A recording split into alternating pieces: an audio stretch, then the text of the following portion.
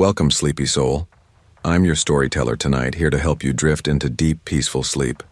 Before we begin, don't forget to like the video and subscribe for more bedtime stories. Let me know in the comments where you're watching from and what time it is.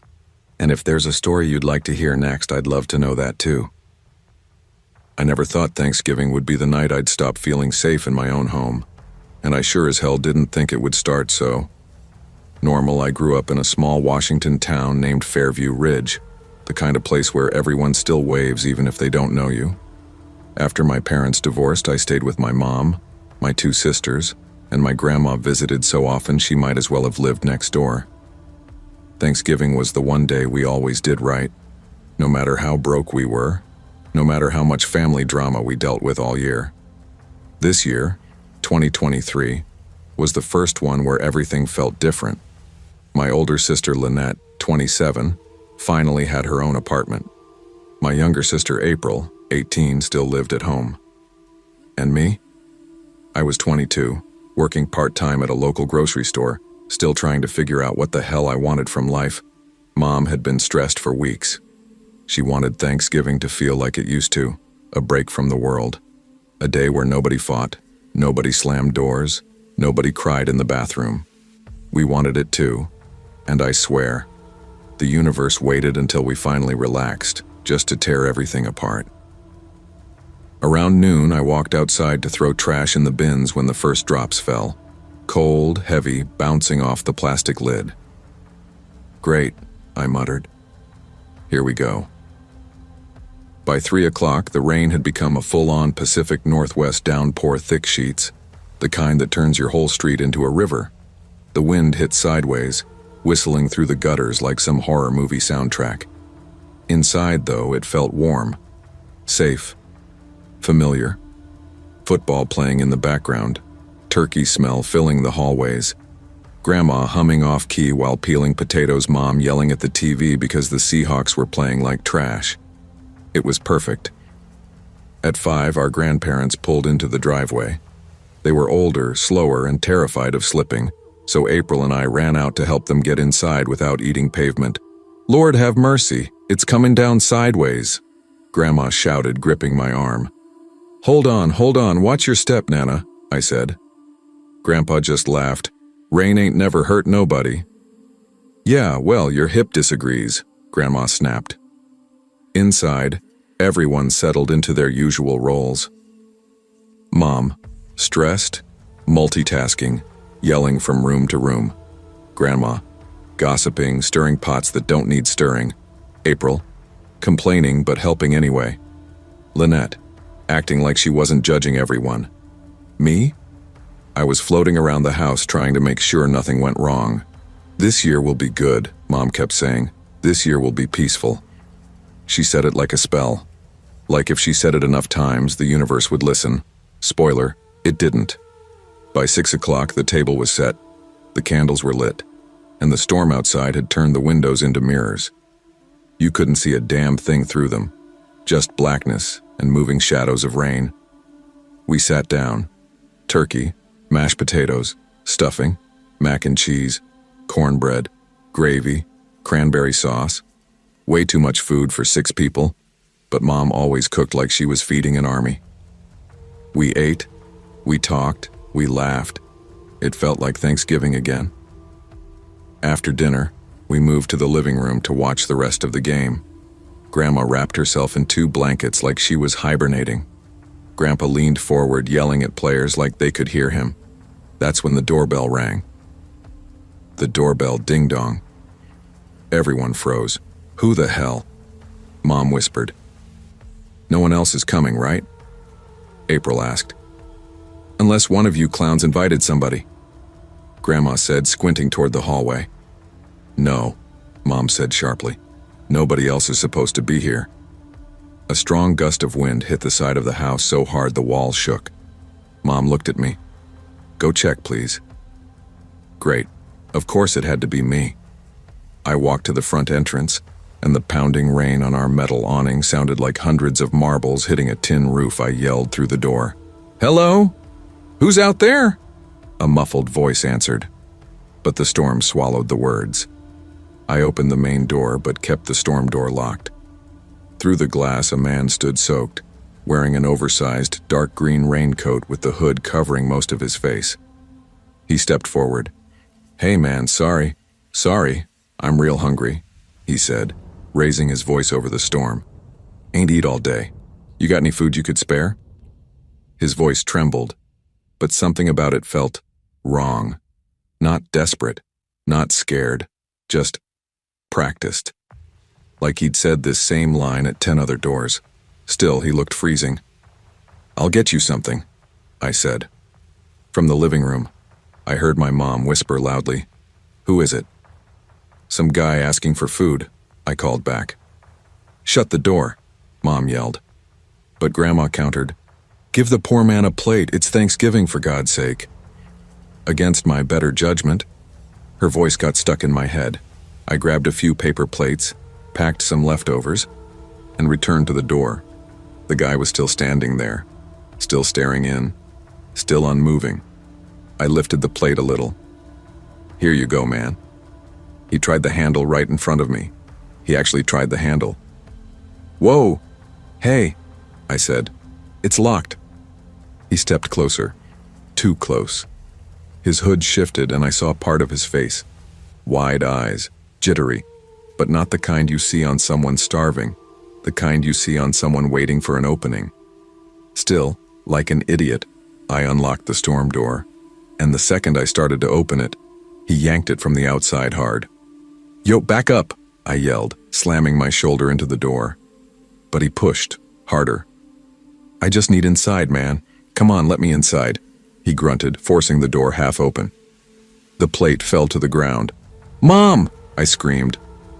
"Someone help me!" April yelled from the living room. "Bro, what's happening?"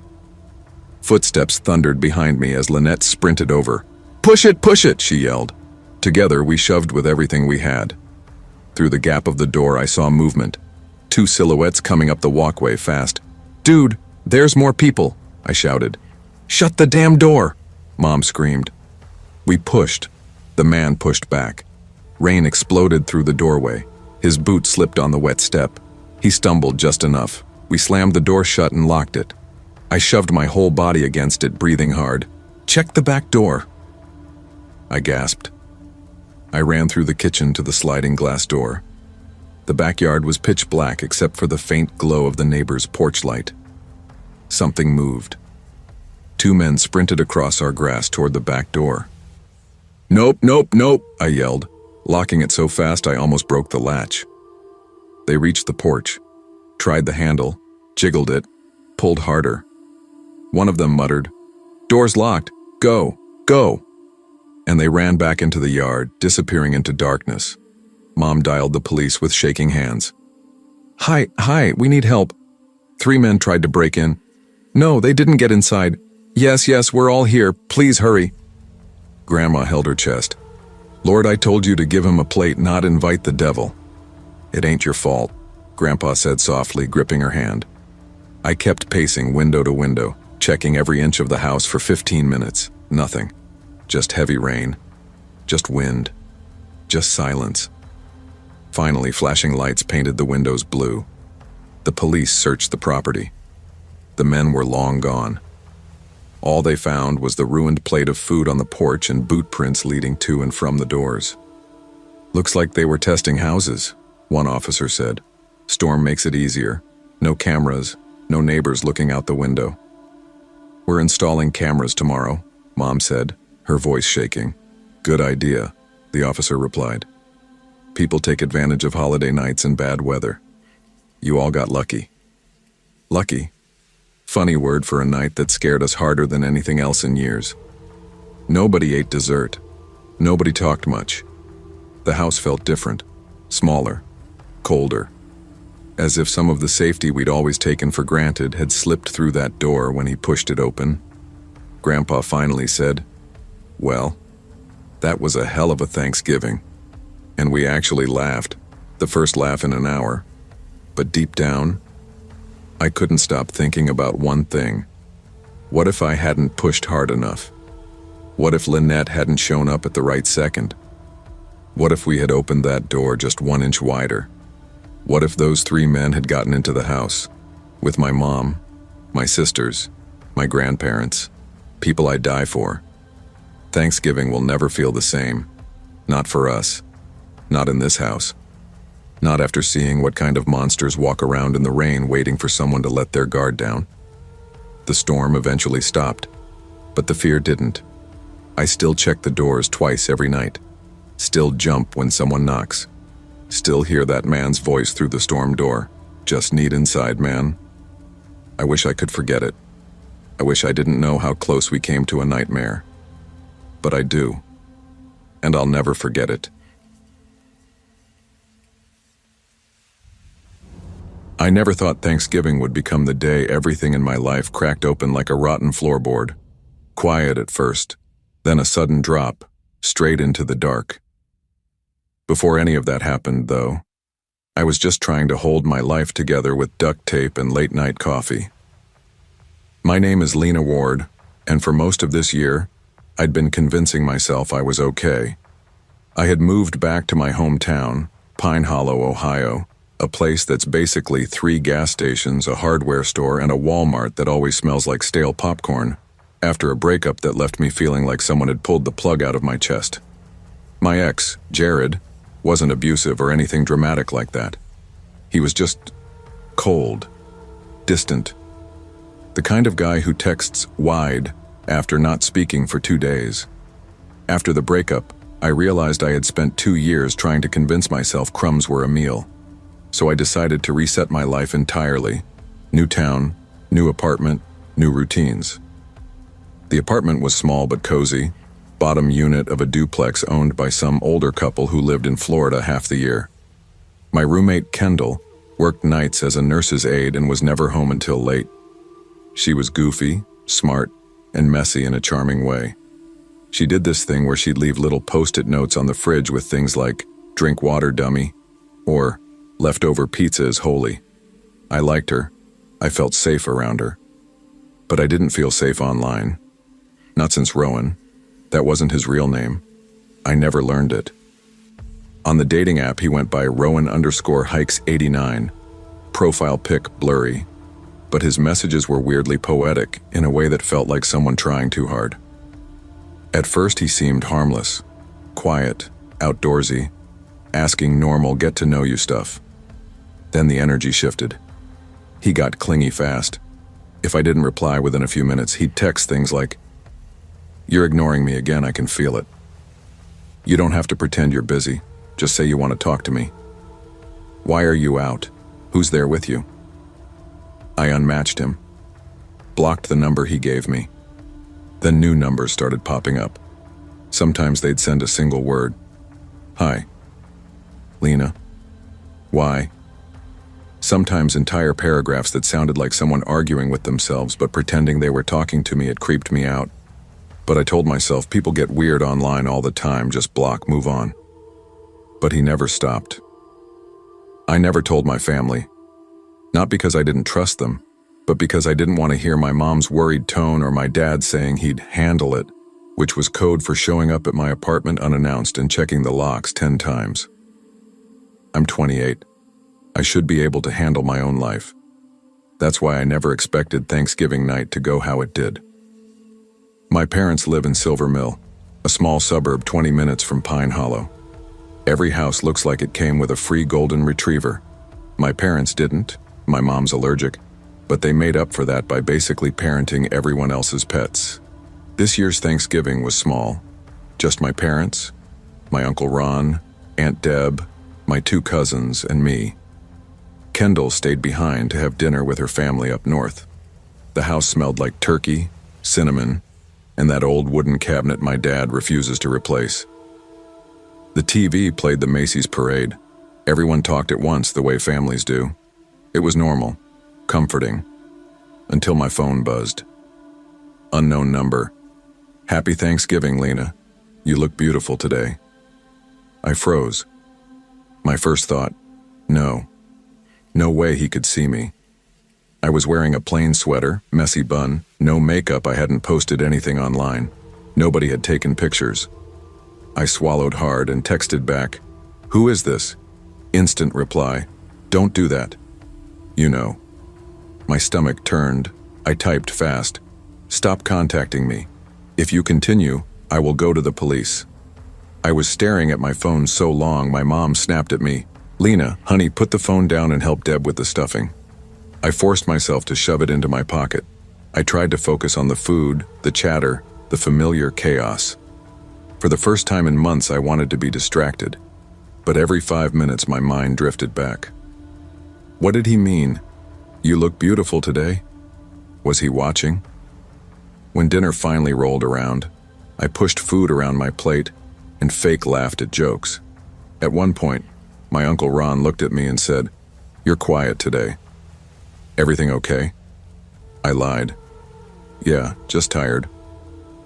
After dessert, around 8 p.m., most of the family started heading home. I helped my mom pack leftovers into cheap plastic containers she never got back. When the house thinned out to just my parents and me, I checked my phone again. 7 new texts, different number. I opened the first one. "I know you saw my message. Don't play games." The next, "You're so ungrateful." Another, "I can't believe you're doing this to me." Then, "You're making me into someone I don't want to be." Then, "You think you're safe with them?" My hands shook. I showed my parents. My dad's face went red. "Lena, we're going to the police tomorrow, no arguing." My mom rubbed my back. "Do you know who this is?" I told them everything, about the app, the blocking, the weird vibes. My dad clenched his jaw. "You should have told us. I didn't want you to worry."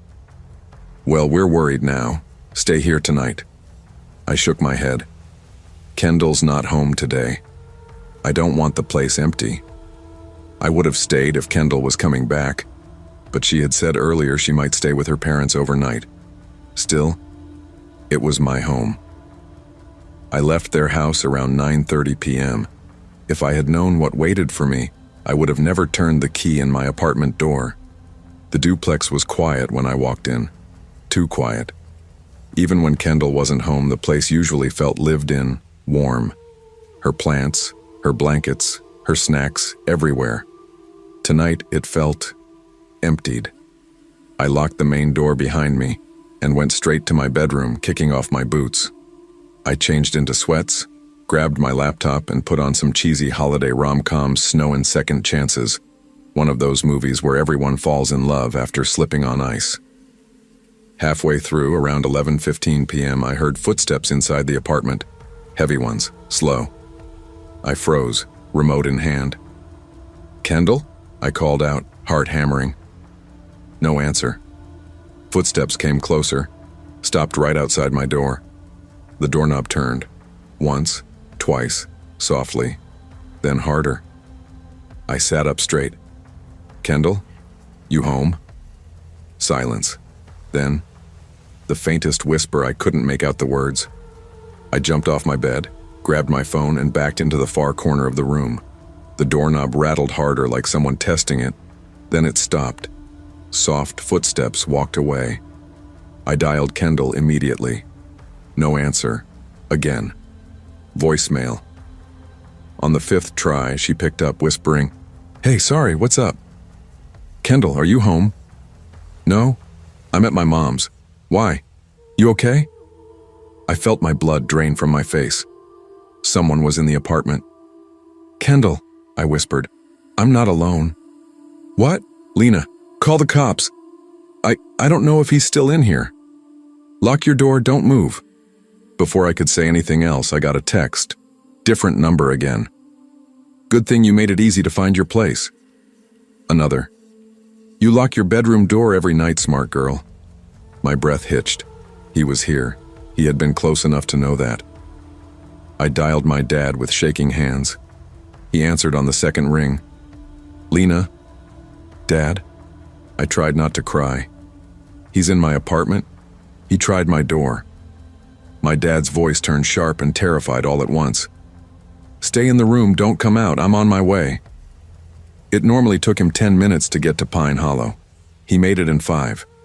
During those 5 minutes, I stayed pressed against the wall, holding my breath at every sound. every creak in the hallway, every faint shift in the air. I kept expecting the footsteps to come back, but nothing happened. When my dad knocked on the front door, I didn't move at first. I was scared it wasn't him. Then he shouted, "Lena, it's me." I ran. I opened the bedroom door a crack, listening. Silent. I bolted to the front door and yanked it open. My dad rushed in, pulling me into a hug. "Where is he?" "I don't know. He was right outside my door." We searched the entire apartment together, slowly, room by room. Bathroom, closets, pantry, underbeds. Nothing. Until we checked the kitchen window. My dad slid his fingers under the frame and lifted. It glided up effortlessly. The lock was undone. He looked at me with this mix of fear and frustration. "Lena. This is how he got in." I hadn't realized the lock was broken. I had no idea it could lift that easily. My hands shook again. "Dad, I swear I didn't leave it unlocked." "I know, honey," he said gently, but he found a way. I didn't go back inside after that. I went home with my parents, slept on the couch with every light in the room on. We went straight to the county courthouse at 8 a.m. The clerk walked us through how to file a temporary protective order, how to document everything, how to save screenshots and numbers and dates. The officer we spoke to took it seriously. "He's escalating. You did the right thing coming in." They tried to trace the numbers, but they were burner phones, disposable, meaning he planned this. 2 weeks later, we went to court to extend the restraining order. That's when I saw him for the first time. He sat across the room, skinny, pale, jittery, wearing an oversized gray hoodie. His leg bounced non-stop. His eyes were sunken, wild, scanning everyone but settling on me whenever he thought I wasn't looking. Not the poetic loner I imagined. Not harmless. Not normal. The judge didn't need much convincing. Between the texts, the break-in, the threats, she extended the order instantly. He didn't say a word the entire hearing. Just stared at me with that dead, hungry look. When it was over and we left the courtroom, I heard him behind us muttering under his breath, "You made me into this." Security escorted him out. He never contacted me again. But that night, Thanksgiving night, still stains every holiday that comes after. I still triple-check my locks. I still wake up some nights thinking I hear footsteps. I still sleep with my bedroom door locked, just in case. Because the scariest part isn't the texts, the whispers, or the break-in. It's knowing he got inside once without me ever hearing him. And people like him don't just disappear. Not really.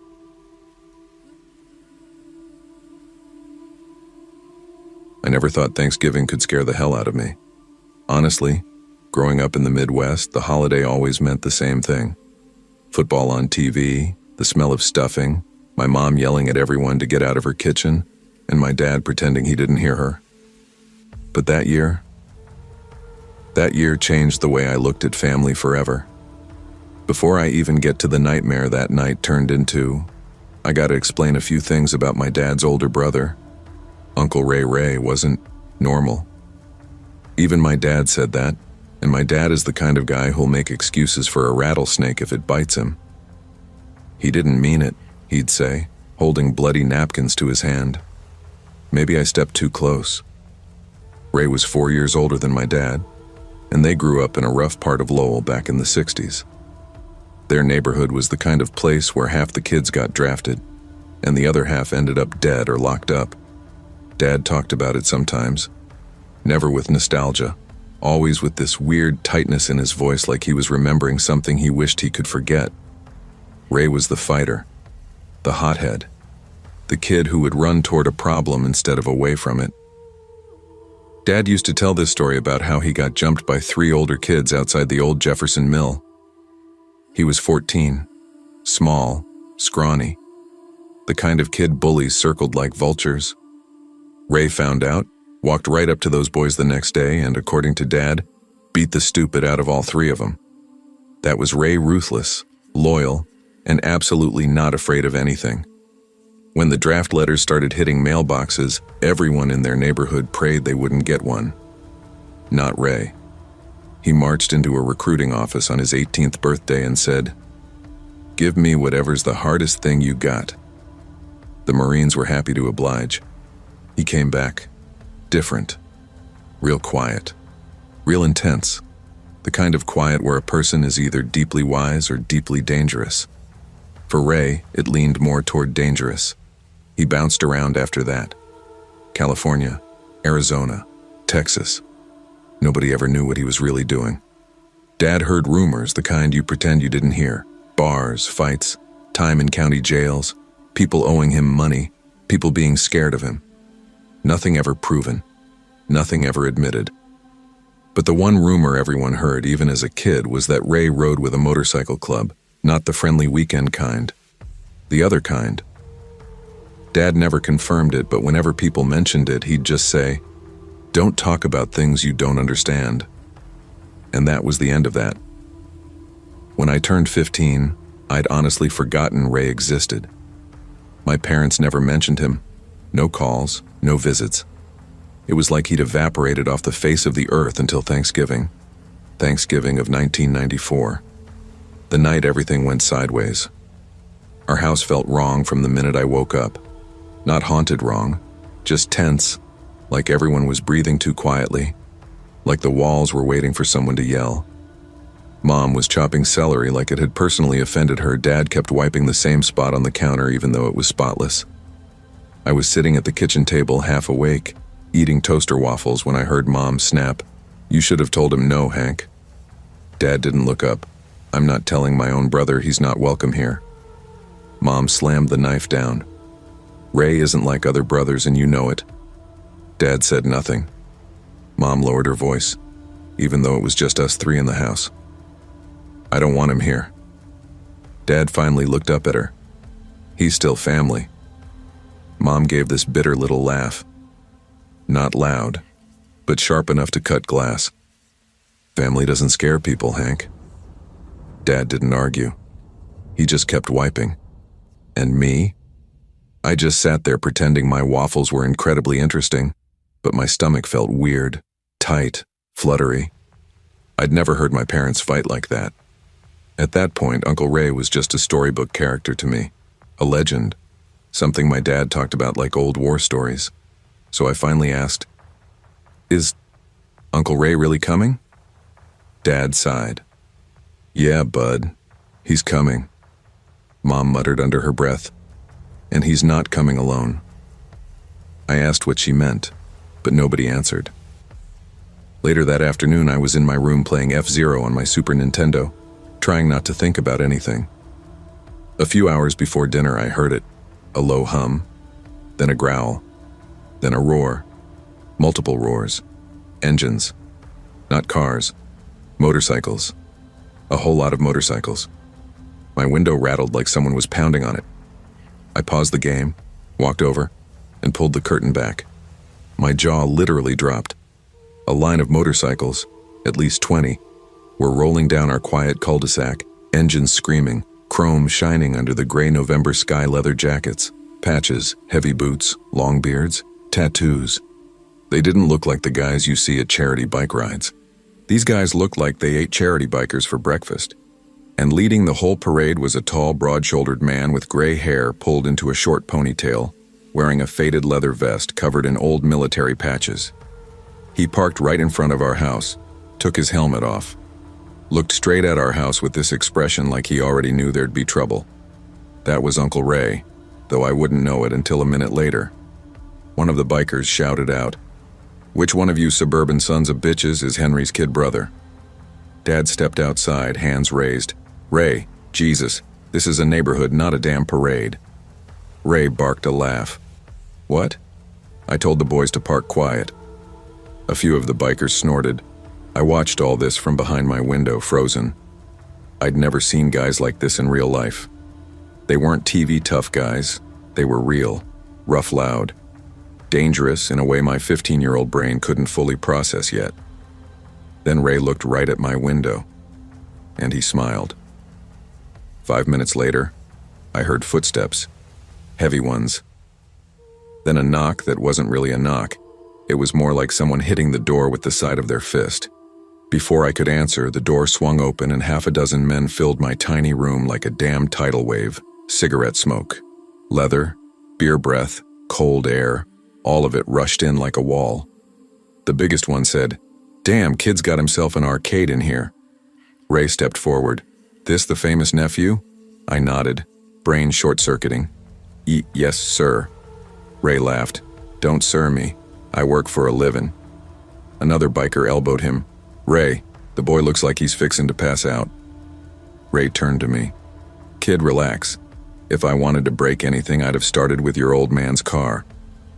A few bikers laughed. I didn't. My voice cracked when I finally spoke. You guys want something?" Ray squinted at the TV. "What the hell's that?" A Super Nintendo. Looks like a movie someone forgot to finish drawing." One of the bikers took a long swig of beer. "Nah, man, it's one of them controller things. My cousin's kid got one. Lil dude tried showing me and I damn near threw the thing at the wall." Ray smirked. "Bet I can beat whatever's on there." And before I could say a word, he reached into his pocket, pulled out his wallet, and tossed a crumpled $20 bill onto my floor. "If I beat it, that's yours. Boys, pay the kid." Suddenly, bills were raining down on my bedroom floor. 10s, 5s, 20s. I froze. I had no idea what was happening. One biker said, "Hell, kid ought to buy himself a real game, one with guns." Ray sat on the edge of my bed and pointed at the controller. "Show me how this damn thing works." I wasn't scared anymore. Not completely. Nervous, yeah. But they didn't seem violent, just chaotic, overwhelming. I handed him the controller and tried to teach him how to play. He died in the first 10 seconds. Then again, then again. The men behind him roared with laughter. "Ray, you got the reflexes of a damn mailbox." After 10 minutes, he still couldn't jump over the first pit, but he kept trying. And at one point, I caught myself smiling. It was surreal, like seeing a shark try to knit. Eventually, one of the bikers stuck his head in the room. "Food's done, boys, before Ray eats all the damn turkey himself." Ray stood up, clapped me on the shoulder, and said, "You're all right, kid. Keep your head straight and don't take crap from nobody. Even blood don't get a pass." I didn't understand that last part then. I would later. Dinner was chaos. Mom tried, God bless her, but she looked like she was going to faint the entire time. Ray and his crew devoured everything turkey. Stuffing, pie, rolls, cranberry sauce. They didn't eat, they inhaled. I couldn't even be mad. It was like watching a pack of wolves discover a buffet. Ray raised a beer and said, "Hank, you married a damn good cook." Mom forced a smile that didn't last more than a second. Dad looked exhausted, but relieved somehow. Like having Ray here, even with the chaos, meant something to him he couldn't explain. Conversation was loud, chaotic. Half the bikers were swapping war stories. Some real, some bullshit, some somewhere in between. Ray told a story about jumping out of a helicopter because the idiot pilot got lost, and the others argued with him about whether it even happened, but then things shifted. It was subtle at first. A few bikers went quiet. Then Ray did. Then Dad. Ray leaned back in his chair. "Hank, you gonna tell her, or should I?" Dad stiffened. Mom froze. "Tell me what?" Ray wiped his mouth with his sleeve. "The reason I came." The room felt colder, quieter, tighter. Dad finally spoke. "Ray, please don't." Ray ignored him. He turned to Mom. "I'm in trouble." The room went dead silent. "Real trouble." Mom didn't blink. "What kind of trouble?" Ray nodded toward the patch on his vest. "Club trouble." I didn't understand, but adults sure did. Mom whispered, "Oh my God." Ray continued, "Things went bad in Reno, real bad. Some guys are looking for me, not cops. Worse." Dad's voice cracked. "Ray, why the hell would you bring that here?" Ray looked straight at him. "Because you're my brother." Mom stood so fast her chair fell backward. "You brought danger to my home?" Ray didn't deny it. I needed somewhere they wouldn't expect you're all I got. Dad looked sick. I suddenly realized the bikers weren't just guests. They were protection. My house wasn't a holiday dinner. It was a hideout. Around 9 p.m., the bikers started leaving. Not all, just a few. The way they left didn't feel casual. They split into pairs, quiet, watching the street. Ray paced the living room, chewing on a toothpick, twitchy in a way I'd never seen. Dad whispered to him, "How close are they?" Ray shrugged. "Close enough." Mom yelled, "Close enough for what, Ray?" He didn't answer.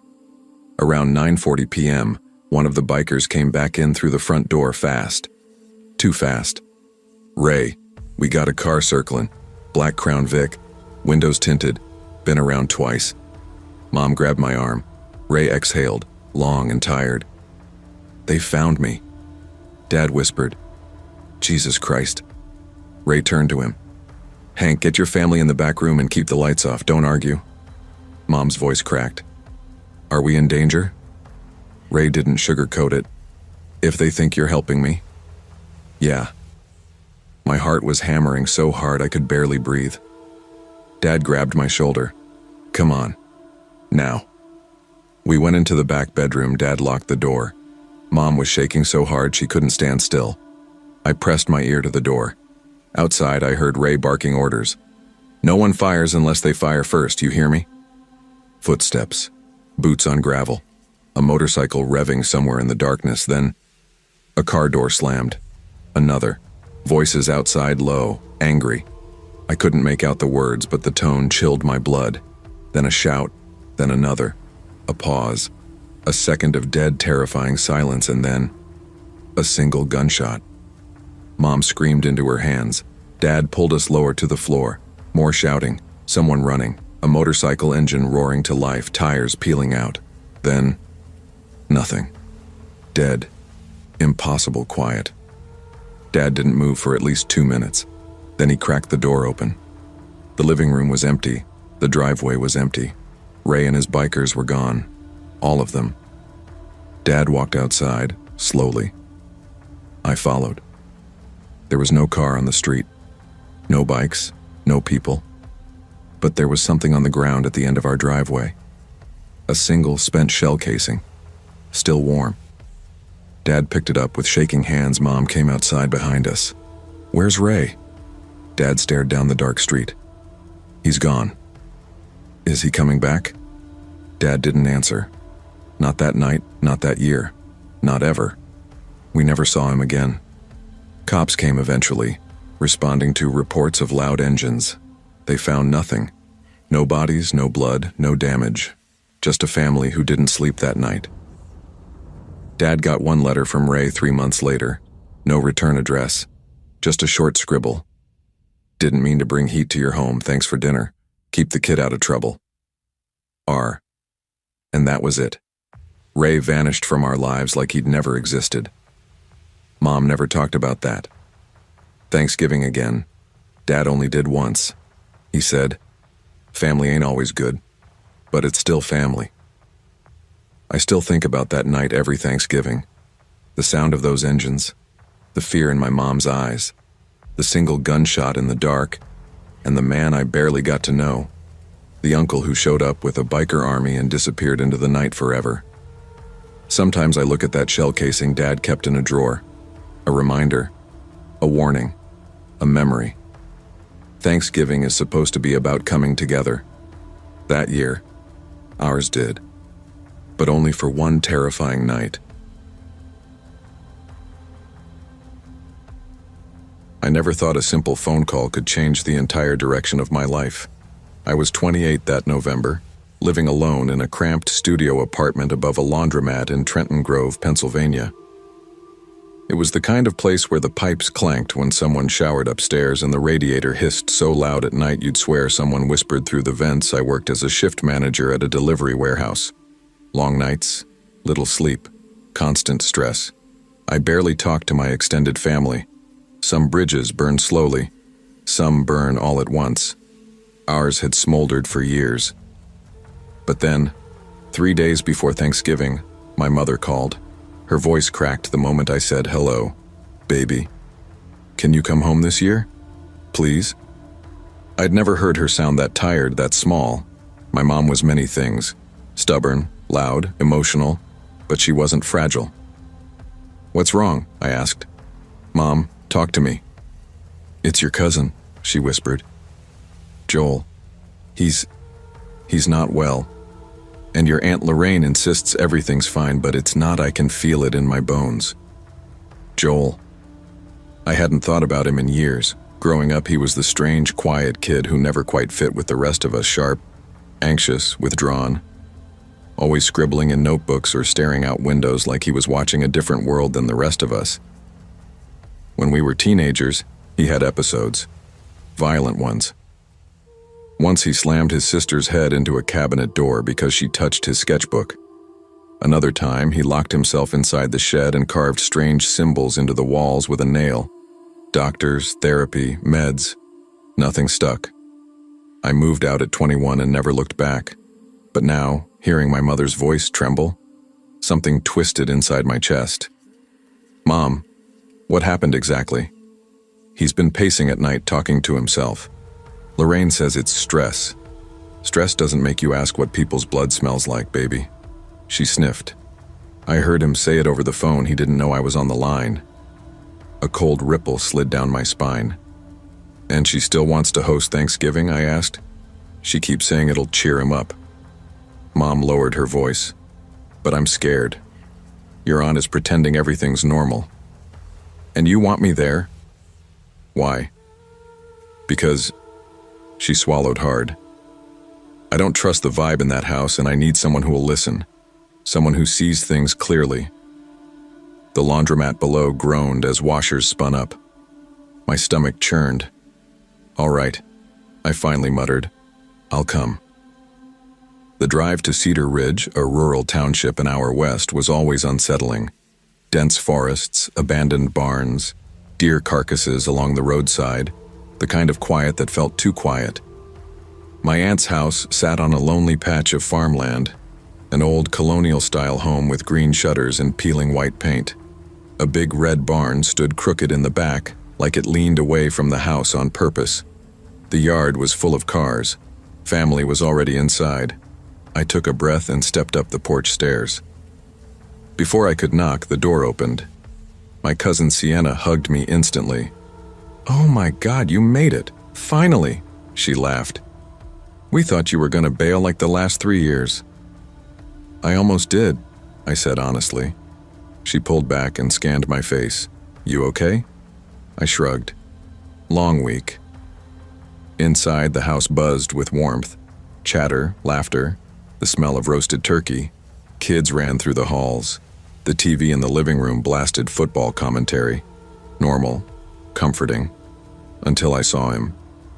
Joel, sitting alone at the dining table, hands folded, staring straight ahead.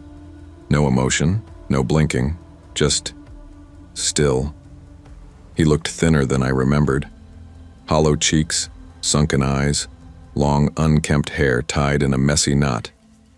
He wore a faded black hoodie, sleeves pulled over his hands like a child hiding from the cold. My Aunt Lorraine noticed me staring. "Don't mind him," she whispered quickly. "He's just tired. Had a long night." "Yeah," I said quietly. I bet he did. Dinner was loud, plates clinking, kids screaming, uncles telling stories that were funnier to them than anyone else. The kind of chaotic Thanksgiving that should feel comforting. But beneath it all, tension. Like everyone was pretending. Joel didn't eat. Not one bite. He just stared at his empty plate, lips moving as if whispering to someone. At one point, Uncle Gary leaned toward him. "You okay, bud? You want some stuffing?" Joel's jaw tightened. Then very quietly he said, "Don't talk to me." Gary raised his hands. "All right then. Damn." A few cousins exchanged looks. My mom pressed her fork into her turkey, avoiding his direction entirely. Aunt Lorraine laughed too loud. "He's just not feeling great. You know how he gets sometimes." "Sometimes," I muttered under my breath. Then something strange happened. Little Hannah, one of the younger cousins, walked over to Joel holding a drawing. "Look, Joel, I made a turkey," she chirped. He slowly lifted his head. His eyes, they weren't empty anymore. They were sharp, focused, almost hungry. "That's a turkey?" he muttered. "Yeah," she giggled. "You like it?" Everyone at the table froze subtly, pretending not to watch. Joel leaned in. "It doesn't look like a turkey." His voice had a thin tremble to it. "It looks like it's bleeding." Hannah frowned. "No." He tilted his head, then smiled. A slow, wrong smile. "Do you know what a real turkey sounds like when you cut it open?" "Joel!" Aunt Lorraine snapped. "Enough!" The room went silent. Hannah backed away, confused, clutching her drawing. I watched Joel's shoulders rise and fall, his breath uneven. Something was building inside him, something unstable, something dangerous. After pie, people migrated to the living room. Some played cards, some watched football, others scrolled on their phones. I stepped into the hallway for air. That's when I heard it. A whisper. "I know you're listening." I froze. Joel stood at the end of the hallway, half hidden in shadow. "What?" I muttered. "You heard me." He took a step closer. "You always watch people, always analyzing. You think you hide it, but you don't." His voice felt wrong, detached, like he was reciting something in his head and letting it leak out. "Joel," I began carefully, "I'm just concerned." "Concerned?" he repeated with a smirk. "You're scared." I swallowed hard. "Why would I be scared of you?" "You should ask Mom," he said. His tone sharpened. "She knows why."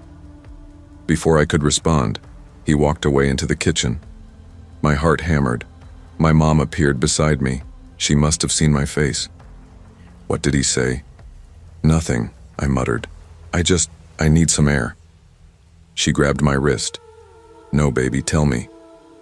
"He said you know why I should be scared." Her eyes glistened. For a moment, she looked like she wanted to confess something, but then she shook her head. "Let's not do this today," she whispered shakily. "Please." "No," I insisted. "Mom, what aren't you telling me?" She opened her mouth.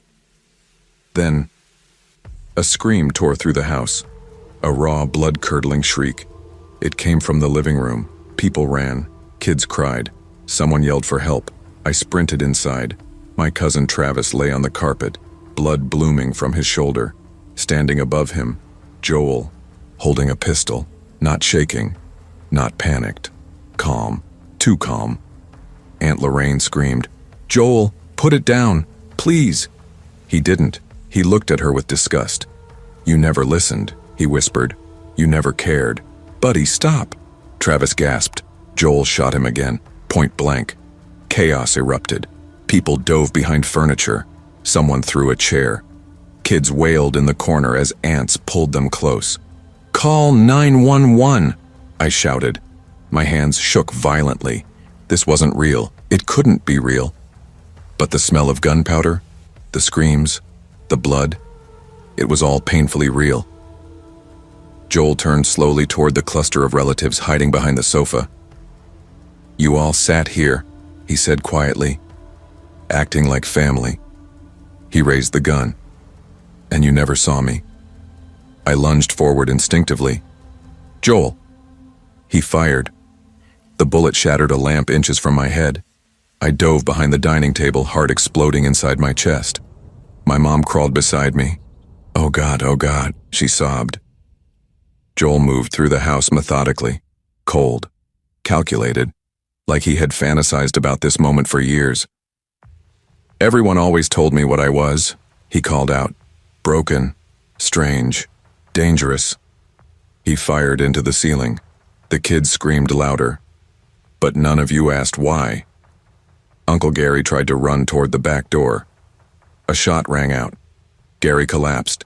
Aunt Lorraine fell to her knees. "Joel, stop, please. You're sick, baby. You're not yourself." He turned toward her. "I know exactly who I am." He lifted the gun. I leapt toward him. "Joel, wait!" He fired again. Aunt Lorraine's body jerked backward and crumpled. A piercing wail erupted from Sienna. She clawed at the carpet, trying to reach her mother's body. Mom, no, please get up." Joel watched her cry with unsettling quietness. "Don't touch her," he whispered. That's when I realized he wasn't choosing random targets. He was choosing deliberate ones, grudges, resentments, old wounds. This wasn't a break. This was revenge, years in the making. I dragged my mom toward the pantry. "Come on, move." She could barely breathe from panic. Inside the cramped pantry, we crouched behind bags of flour, trying not to make a sound. Gunshots echoed through the house. Heavy footsteps, Joel's voice. Low, murmuring, sometimes laughing. My mom clutched my hand until her knuckles turned white. "This is my fault," she whispered. "What? No." "Yes." Tears streamed down her face. I knew it would come to this." "What are you talking about?" She hesitated, then broke. "Your aunt. She hid things. For years. Joel hurt animals. He threatened kids. He told the school counselor he wanted to burn the house down with everyone inside." My blood ran cold. "But she covered for him," Mom whispered. "She always said he just needed love. He'll grow out of it." "But he didn't, baby. He didn't." A crash echoed through the kitchen. Joel was close. My mom pressed both hands over her mouth to stifle sobs. I held my breath. His footsteps stopped right outside the pantry door. Slow, deliberate. A shadow shifted under the doorframe. Then, the doorknob turned. My mom whimpered. I grabbed the first thing in reach, a cast-iron skillet. The door creaked open. Joel stood there, eyes empty, gun raised. "There you are," he whispered. I swung the skillet with everything I had. It cracked against his jaw. He stumbled backward, dropping the gun. I grabbed it. "Run!" I screamed at my mom. She bolted toward the front door. Joel roared and lunged at me. We crashed into the counter, knocking dishes to the floor. He clawed at my face with feral strength. "You're just like the rest," he snarled, "pretending you're better than me." I jammed my knee into his ribs and shoved him off. He lunged again. I aimed and fired. The bullet hit his chest. He staggered, looked down, almost confused, then collapsed onto the tile. Sirens wailed in the distance. I stood there shaking, gun slipping from my hands, breath coming in violent sobs. The living room was a nightmare. Bodies, blood, family destroyed. My mom clung to me, trembling hysterically. Neighbors poured in. Police stormed the house. Paramedics rushed inside. Everything blurred. Someone said, "It's over." Someone else said, "Oh God, how many?" But all I saw was Joel's face, that last expression, that flicker of confusion, as if he realized too late what he became. Cedar Ridge never recovered, neither did we. Every Thanksgiving since feels like stepping into a graveyard. My aunt's old house was demolished. Too much blood soaked into the walls. People said it felt cursed. Others said it was mercy. My mom goes to therapy twice a week. Sienna moved out of state. Hannah still wakes up screaming some nights. As for me, I replay that moment, the skillet, the shot, every time I close my eyes. Sometimes I hear Joel whisper in my ear, "You only saw me when I broke." Maybe he's right. Maybe we all saw the signs and looked away. Maybe he was doomed long before that night. But one thing is certain. That Thanksgiving carved itself into my bones, into the walls of every home I walk into every moment of silence, and every year when November rolls around. I remember the last words Aunt Lorraine said before she died. "Please stop, baby." But he didn't, and none of us will ever be the same.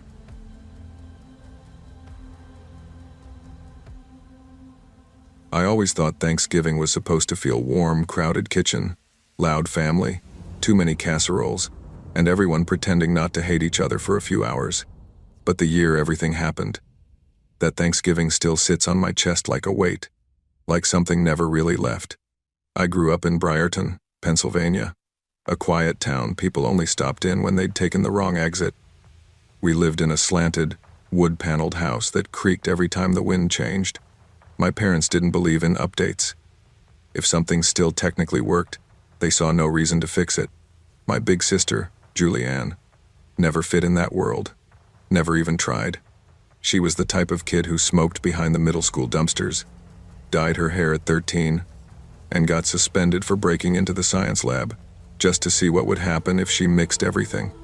She was brilliant and chaotic, a walking fire alarm. My parents fought with her so loudly the neighbors recognized our voices. "Jules, Jesus Christ, why can't you just not cause problems?"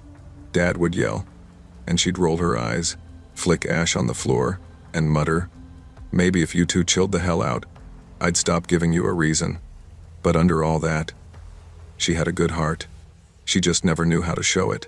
She left for college in Newark, New Jersey, which honestly shocked the entire neighborhood. My mom cried for a week not because she missed her, but because she was convinced Jules would get arrested within 48 hours. But somehow, my sister changed. Not fully. Jules could never be fully normal, but she softened.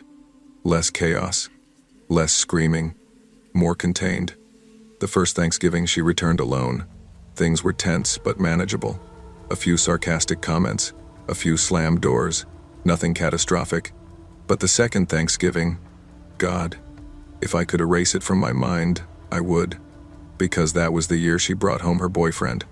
It was the Wednesday before Thanksgiving, and the house felt like a pressure cooker. Mom was running around doing her usual pre-company cleaning panic, which basically meant rearranging furniture no one asked to be rearranged. Dad kept saying, "He better not be some damn criminal," which was funny, considering Jules had already survived her criminal phase. But my parents had a special gift.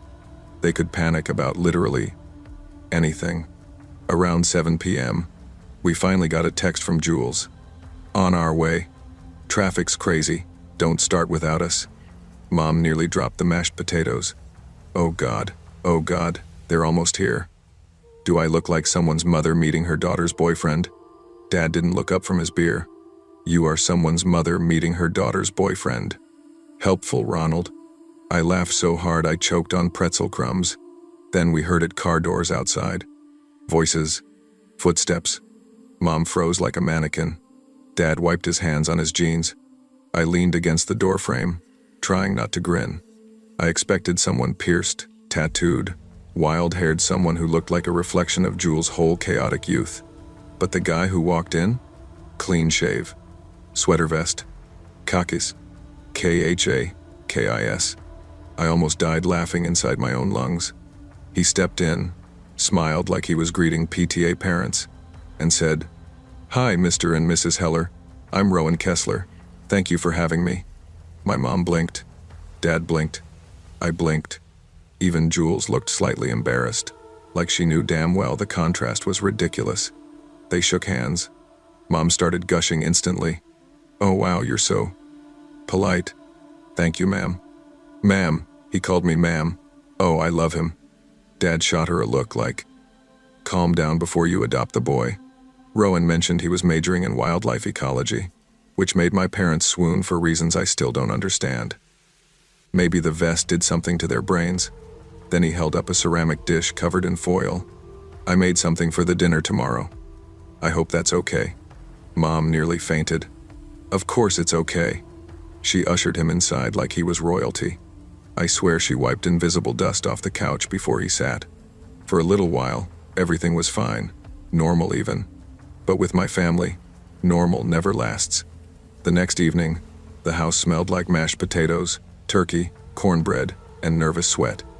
Jules and Mom had been laughing in the kitchen for an hour. Dad kept sneaking sips of whiskey.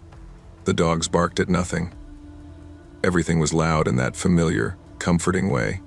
Rowan arrived in another sweater. Different color. Same vibe. He greeted everyone with that polite smile, complimented the house, and told Dad his turkey looked professionally done, which immediately made Dad adopt him internally. We sat down. The food was spread across the table like a magazine photo, and nestled in the back corner, almost hidden, was Rowan's dish. It looked like a thick stew, dark, rich, almost glossy. I didn't think much about it. Dad said grace, a long, rambly one like usual, and everyone dug in. Mom took a spoonful of Rowan's dish first, smiling politely. Jules followed. I shrugged and added some to my plate. We were halfway through eating when Rowan cleared his throat. Would it be all right if I said a few words? Everyone nodded, mouths full. Thank you. I wanted to share something important to me. Thanksgiving is about honoring history. The land. The animals we rely on. My family's always encouraged respecting what we eat, using every part, never wasting. Dad nodded approvingly. Mom smiled faintly. Rowan continued. This dish, it's traditional. It honors the whole animal. Every organ, every piece that nurtured life. I wasn't listening much, not until I cut into the chunk of meat on my plate. It wasn't normal. Not like turkey, not like beef. It was hollow, rounded, and when I turned it slightly, I felt my stomach drop. It was a ventricle, a heart.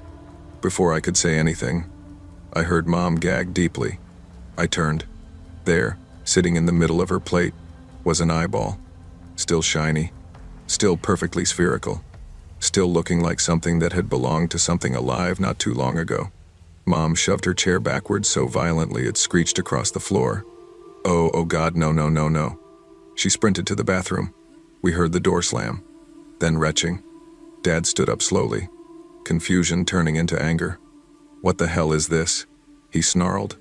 Rowan blinked. It's tradition. It's respectful to the... Dad slammed his fist onto the table so hard every plate rattled. Get out. Sir, I said get out of my house. Jules jumped up, screaming at Dad. Dad screamed back.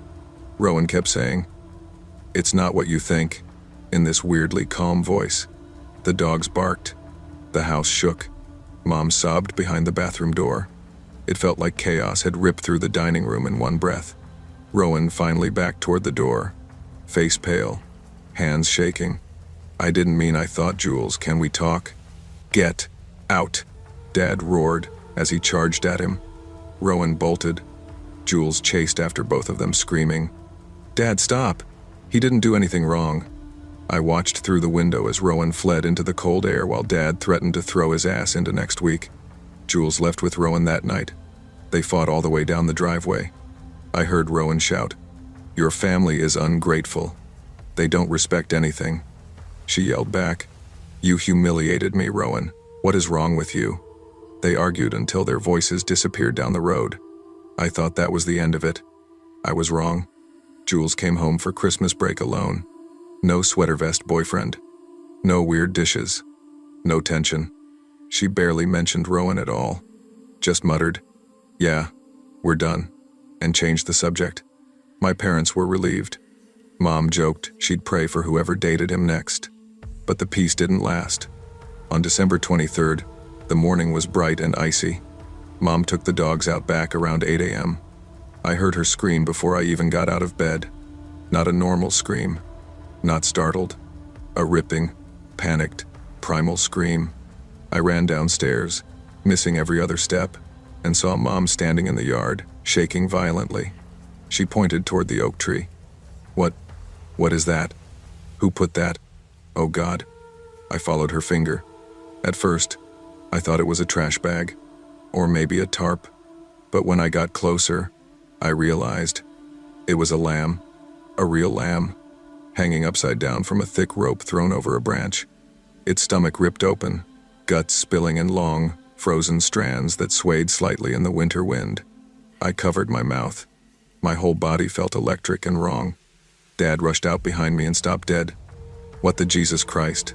The dogs barked in panic. Mom sobbed harder. Carved into the trunk of the tree, right above where the blood had frozen in a dark stain, were 4 words. You don't respect life. Dad called the police. Officers came, took photos, asked questions we couldn't answer. Do you know anyone who would do this? Has anyone threatened you? Any break-ins recently? Mom stared blankly. Dad kept rubbing his temples. But I knew. I knew immediately. Rowan.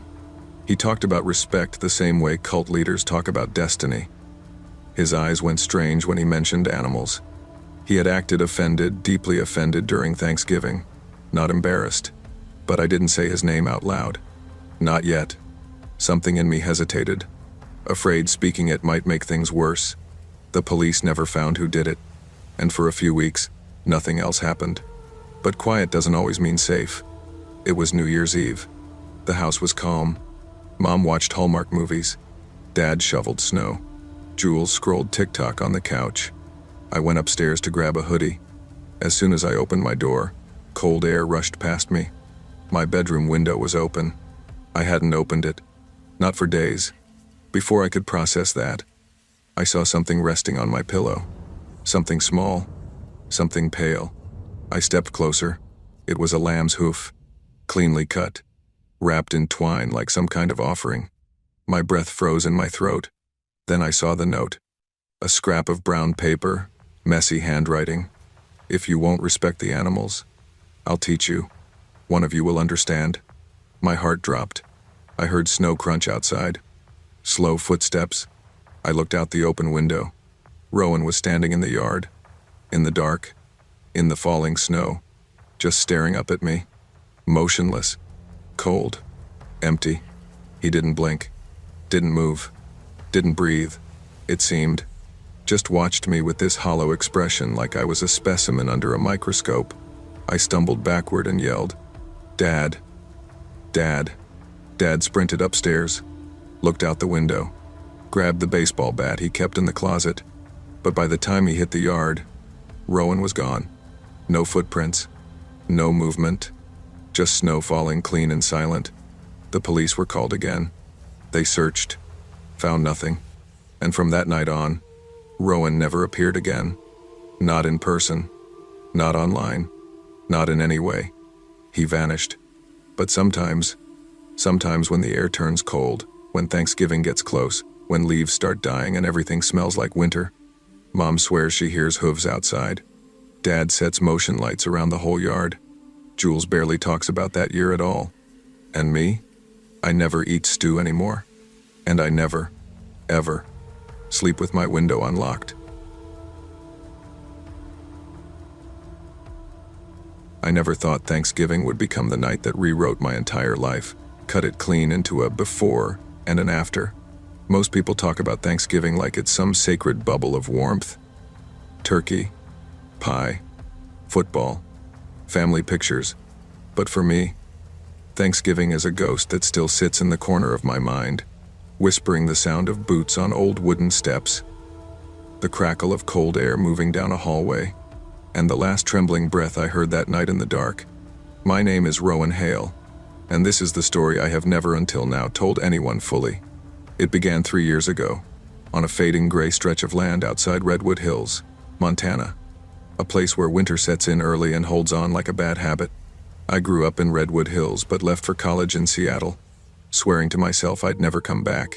But life has a cruel habit of forcing you into corners you thought you'd escaped. My dad died of a heart attack. Mom passed 6 months later. Grief, loneliness, maybe both. They left behind the Hale family house, the only home I'd ever known.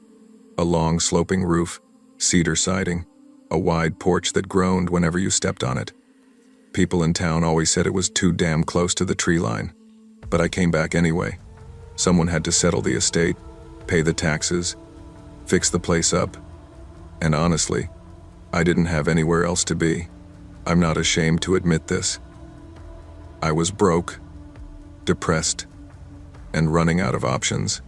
So I moved in, telling myself it'd just be temporary, like every other lie struggling adults tell themselves. But what really broke me wasn't the grief, or the cold, or the silence. It was the break-ins. Redwood Hills isn't a big place. It's the sort of town where the diner waitress remembers your order by the second day, and the old men at the hardware store ask too many questions. Folks been breaking into cabins up near Ash Pine, said Helen, the diner waitress with the raspy voice. Couple teenagers, idiots mostly. But one of them's got sticky fingers. Sheriff Nolan told me the same, but with more attitude.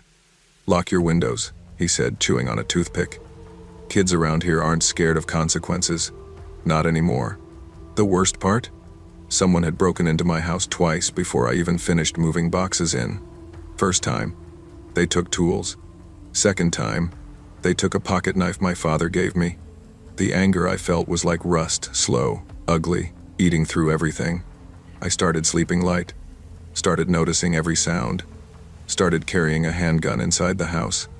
And yeah, I'll admit it, I got paranoid. Paranoid enough to buy a small audio recorder and set it in the hallway, just to catch who it is. Paranoid enough to nail the basement door from the inside. Paranoid enough to keep a flashlight and loaded Glock on my nightstand. Thanksgiving morning was bitter cold. Wind coming off the ridge sounded like someone whispering across broken glass. I didn't have plans.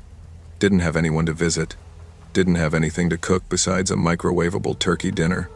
I texted my neighbor, Mrs. Landry, a sweet old lady who loved gossip and knitted scarves for stray cats. "Happy Thanksgiving," she wrote. "You should come by later. I made pumpkin pie." I told her I might stop by. Truth was, I didn't feel like pretending to be okay. But around 4 p.m., loneliness hit me hard, and I walked down to her place. We talked, ate pie. She asked if I was holding up okay. "Rowan, you need to take care of yourself," she said, tapping my hand with her wrinkled fingers. "The house feels heavy.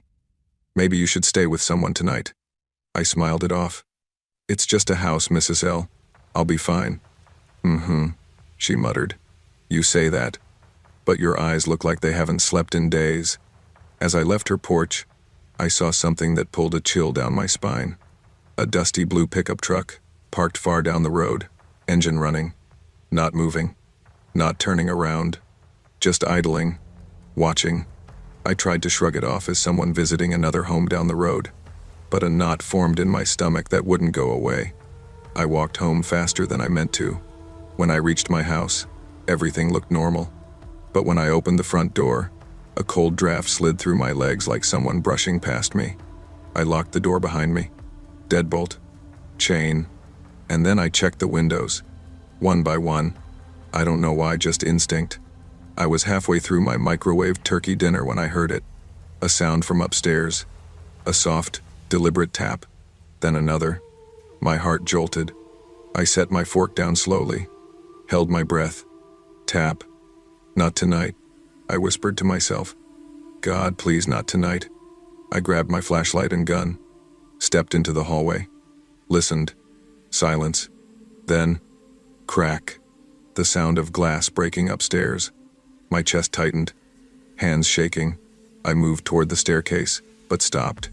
My father always told me, never walk into a trap. Make them come to you.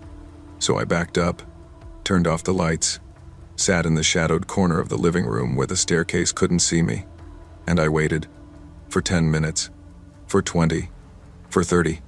Nothing. No movement. No voices. No footsteps. Just that creeping cold wind sneaking through the broken window upstairs. I told myself maybe a branch hit it. Maybe the cold cracked it. Maybe. Then I heard it. Soft footsteps. Slow. Careful. Inside my house. My throat tightened. I whispered shakily, "Who's there?" Silence. Then a boy's voice, young, maybe late teens, muttered, "Keep your light down, dude. Don't touch anything loud." Another voice, a girl this time, whispered back sharply, "Just grab the cash or jewelry or whatever and let's bounce." This house freaks me out. My stomach dropped. They were in my parents' bedroom, the room I hadn't touched since Mom died. I felt something twist inside me, anger, grief, fear, everything boiling at once. I stood, gripping the gun so tight my knuckles went numb. And then the girl spoke again, her voice cutting into the dark. "Wait, did you hear that?" Footsteps paused. My heart slammed against my ribs. Then the boy whispered, "Someone's downstairs." The next seconds felt like hours. Footsteps made their way to the top of the staircase. "Hello?" The boy called out nervously. "Hey, if someone's home, we're just gonna leave, okay? No trouble." His voice was shaky, not confident, not threatening, just scared. But fear doesn't undo broken windows. Fear doesn't return stolen belongings. Fear doesn't erase the feeling of being hunted inside your own home for months. I didn't move, didn't speak, The flashlight beam appeared at the top of the stairs, sweeping across the ceiling, the walls. Then, it landed right on me. The boy gasped. Shit, there's someone. He tried to turn, tried to run, but the girl pushed into him from behind. They stumbled, fell halfway down the stairs. She screamed, "Oh my God, oh my God. Please don't shoot, please." I hadn't even fired. But fear does strange things. To them, to me. When the boy tried to scramble back up, I shouted, "Stop, don't move." He froze, hands up, face trembling. "We didn't know anyone was home," he stammered. "Man, please just let us go." The girl was crying. Not dramatic crying. Real, broken crying. "Please," she whispered. "I'm sorry, we're sorry, please." And for a moment, for just one tiny, fleeting moment, I almost let them go. Almost. Until the boy muttered something under his breath. Damn old freak should have fixed his locks.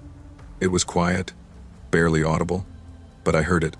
Every violation, every theft, every night I slept with a gun, every piece of my father's home they'd carved away from me. It all came crashing down at once. Something inside me snapped, quietly, like a twig in deep woods. I raised the gun. The boy's eyes widened. He screamed. No, wait. The gunshot shook the walls. He fell instantly, collapsing into the railing, rolling down the last steps. The girl shrieked, "Jay, no Jay," and threw herself onto him. I froze. I hadn't expected the sound, the blood, the way the boy's body twitched on the floorboards.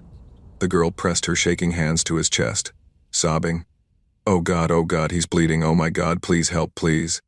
I stood there, trembling, breath broken, heart pounding painfully.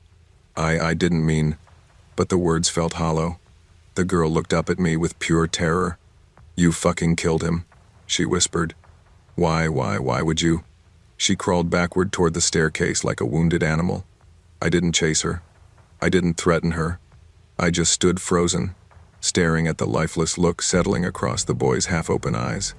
Then, through tears, through panic, she said the one thing that shattered me completely. "We weren't trying to hurt you. We just needed stuff to sell so we could eat. We were living out of that truck. You could have just yelled. You could have just, oh God, Jay." She pressed her forehead to his chest. I felt sick, dizzy, lost. But before I could move, she bolted, ran toward the back door, slipped on the tile, scrambled to her feet, ran again. I shouted after her, "Stop. I'm not gonna hurt you, just stop." But she wasn't listening. She was running for her life. I followed her out onto the back porch. Cold air sliced my face. Snow crunched under her feet as she sprinted toward the tree line. "Wait," I yelled. "Please, don't." Maybe I sounded desperate. Maybe I just didn't want another ghost on my conscience. But she didn't stop. She kept running, slipping, falling, scrambling. "Please," I begged into the cold. "Just stop, please." She reached the edge of the woods, turned, looked back at me one final time, and whispered something I felt more than heard. "You ruined everything." Then she ran into the darkness. I should have called 911. Should have helped her. Should have done 1,000 things differently. But shock is a terrible thing. It holds you frozen. Holds your soul like a fist. Makes your voice become nothing.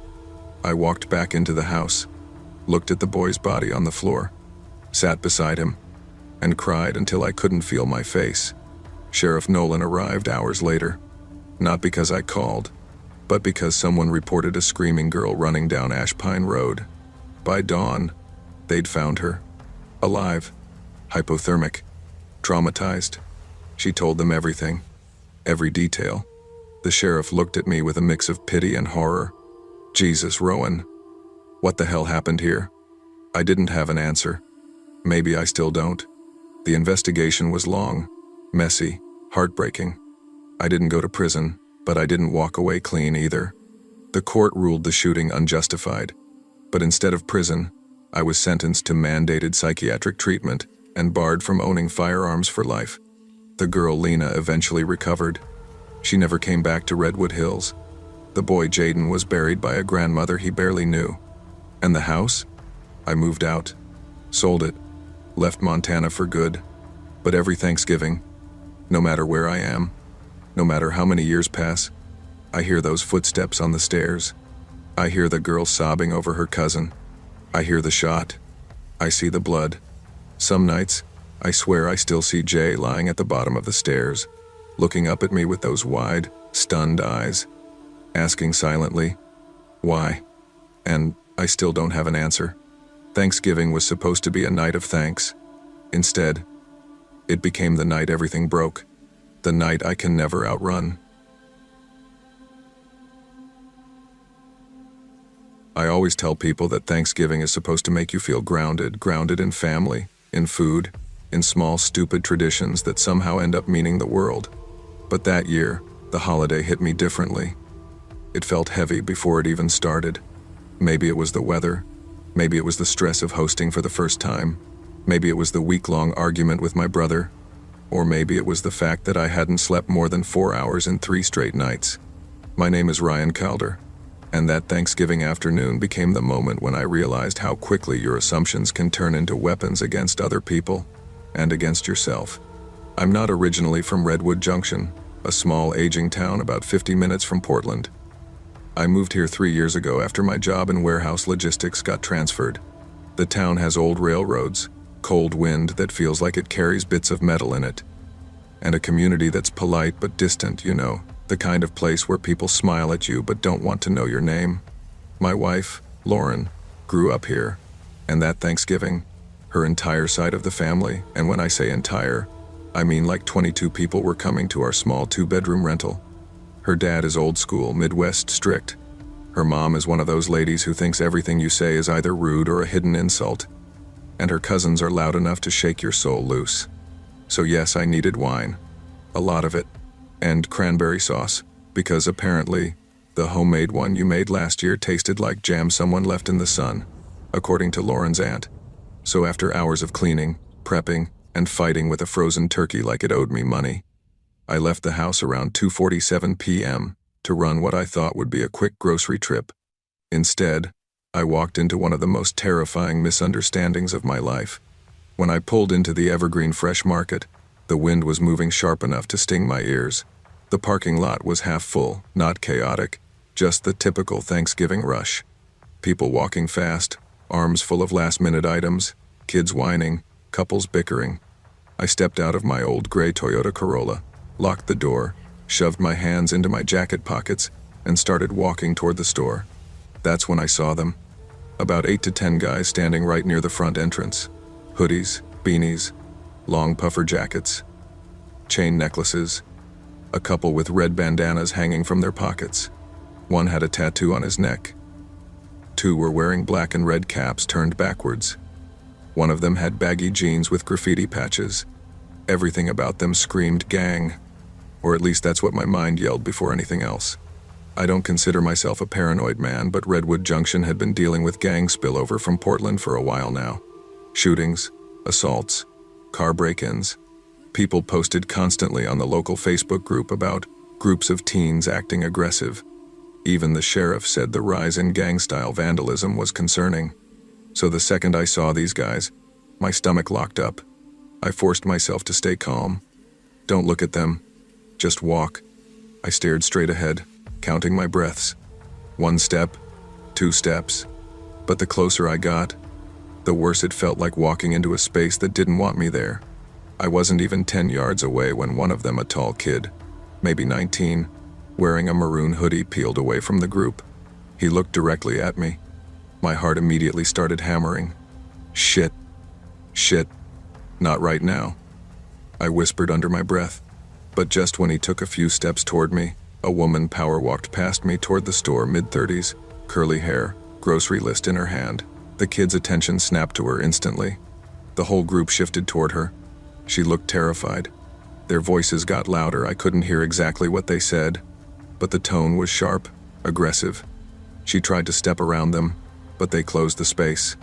I didn't stop, didn't listen, didn't turn. I just slipped into the store as fast as I could. Inside, the warmth hit me like a wave. The smell of bread, rotisserie chicken, pies. The sound of shopping carts slamming, scanners beeping, a baby crying near the produce section. I tried to calm my breathing. You're fine. Just get your stuff and leave. But the thought of walking back out there made my palms sweat. I went through the aisles fast, grabbed 3 bottles of Cabernet, 2 Merlots, 2 sparkling ciders for the kids, cranberry sauce, gravy mix, butter, pie crust, and a bag of sweet potatoes Lauren forgot to mention until the last possible minute. I didn't grab a cart, didn't want to juggle it through the crowd outside. So by the time I reached checkout, my arms were shaking under the weight. After paying, I stared at the automatic doors. I could see them through the glass still there, still talking loudly, still blocking the front. But I had no choice. I stepped outside. Within 2 seconds, it happened. I accidentally made eye contact. Not long, maybe half a second, but enough. One of them, a shorter kid with a black beanie and a red and black jacket, broke into a walk toward me. My heart flat out dropped. Don't panic, don't panic, don't panic. But my legs sped up. He sped up too. I could hear him saying something behind me, muttering, talking fast. I couldn't make out the words. Something like, "Yo, hey man, hold up, hey." I ignored him. My bags were heavy, too heavy. I felt the plastic stretching. Something slipped. I heard thunk roll. A bottle? A can? I didn't know. I didn't stop. I just kept pushing toward my car. The kid kept getting closer. By the time I reached my Corolla, my hands were numb, my arms were burning, and the kid was at least 15 feet behind me and closing. The wind carried his voice, not loud, but sharp. "Yo, sir, hold up." I fumbled the bags onto the ground on one side, reaching for my keys. Except the second my hand went to my pocket, my breath froze. My keys weren't there.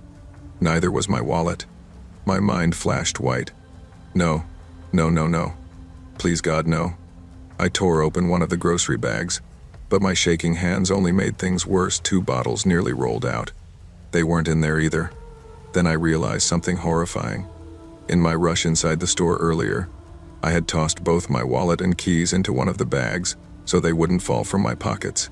And now, I had no idea which one they were in. I spun in a full circle, chest tightening. That's when I saw him, the kid, standing just a few feet away, holding my wallet and keys in his hand. My entire body went cold. He wasn't smirking, wasn't laughing, just breathing hard from catching up. I froze. The first thought that hit me wasn't logical, or fair, or even human. He's gonna rob me. He's gonna take the car. He's gonna hurt me. My glove compartment flashed in my mind, the .38 snub nose I kept, just in case. I actually imagined breaking the window with my elbow, reaching in, grabbing the gun, pointing it at him before he could. But none of that happened, because he did something I didn't expect. He held my wallet and keys out toward me and said, "Hey man, you dropped these back there." Just like that. Normal voice, normal expression, not threatening, not mocking, just human. I stared at him like an idiot. He raised his eyebrows. "You good, dude? You were walking like someone was chasing you." The irony almost made me sick. My throat felt tight as I reached out and took the items from his hand. "Thanks," I muttered. He shrugged. "Yeah, no problem. Ain't trying to see anyone lose their Thanksgiving over some keys." Behind him, 2 more guys were walking over, but not aggressively. They looked curious. One called out, "Yo, Devin, you coming?" The one who helped me, apparently named Devin, nodded. "Yeah, chill. Dude just dropped his stuff." The other guy glanced at me. "Happy Thanksgiving, man." The words hit harder than they should have. I swallowed. "Yeah, you too." They walked back toward the entrance. Just like that. No threats. No staring contest. No intimidation. Just kids hanging out outside a store. Kids who happened to look a certain way that my mind automatically labeled dangerous. My hands were still shaking as I loaded the groceries into the back seat. My chest still felt tight. Not from fear anymore, from shame. I sat in the driver's seat for a long minute, breathing slowly, watching the group from a distance. Now that the panic fog wasn't clouding my vision, I could actually see clearly. Most of them were laughing, passing around a bag of chips, drinking sodas. One was showing another something on his phone. One had earbuds in. Not a gang, not even close. Just teens. Teens who probably scared other people without ever meaning to. My mind replayed the moment I imagined reaching for the gun. It made my stomach twist. One wrong assumption, one wrong move, one flinch, and that kid who had just shown me nothing but kindness could have ended up dead because I couldn't control my fear. When I finally started the car, my hands were steadier. By the time I drove away, I felt something heavy lift off my chest, not gone, but loosened. Thanksgiving is supposed to remind you what you're grateful for. That day, I learned something deeper. Fear doesn't always protect you. Sometimes, it blinds you. Sometimes, it turns you into the danger. And compassion, even from someone you misjudge, can cut through that darkness like nothing else. When I got home, Lauren opened the door immediately. "You okay? You were gone forever?" I stood there a moment, the cold wind curling around my back, the grocery bags digging into my fingers. Then I smiled. A real one. "Yeah," I said quietly. "I'm good." She raised an eyebrow. "What happened?" I shook my head slowly. "I'll tell you later. Let's just have a good Thanksgiving." She nodded, kissed my cheek, and took the bags from my hands. Inside, the house was warm, loud, crowded, but safe. Safe in a way that felt different now, like I understood its value more deeply. I kept thinking of the kid Devin walking away without expecting anything, just doing the right thing because it was the right thing. Funny how a stranger can teach you humanity faster than people who've known you for years.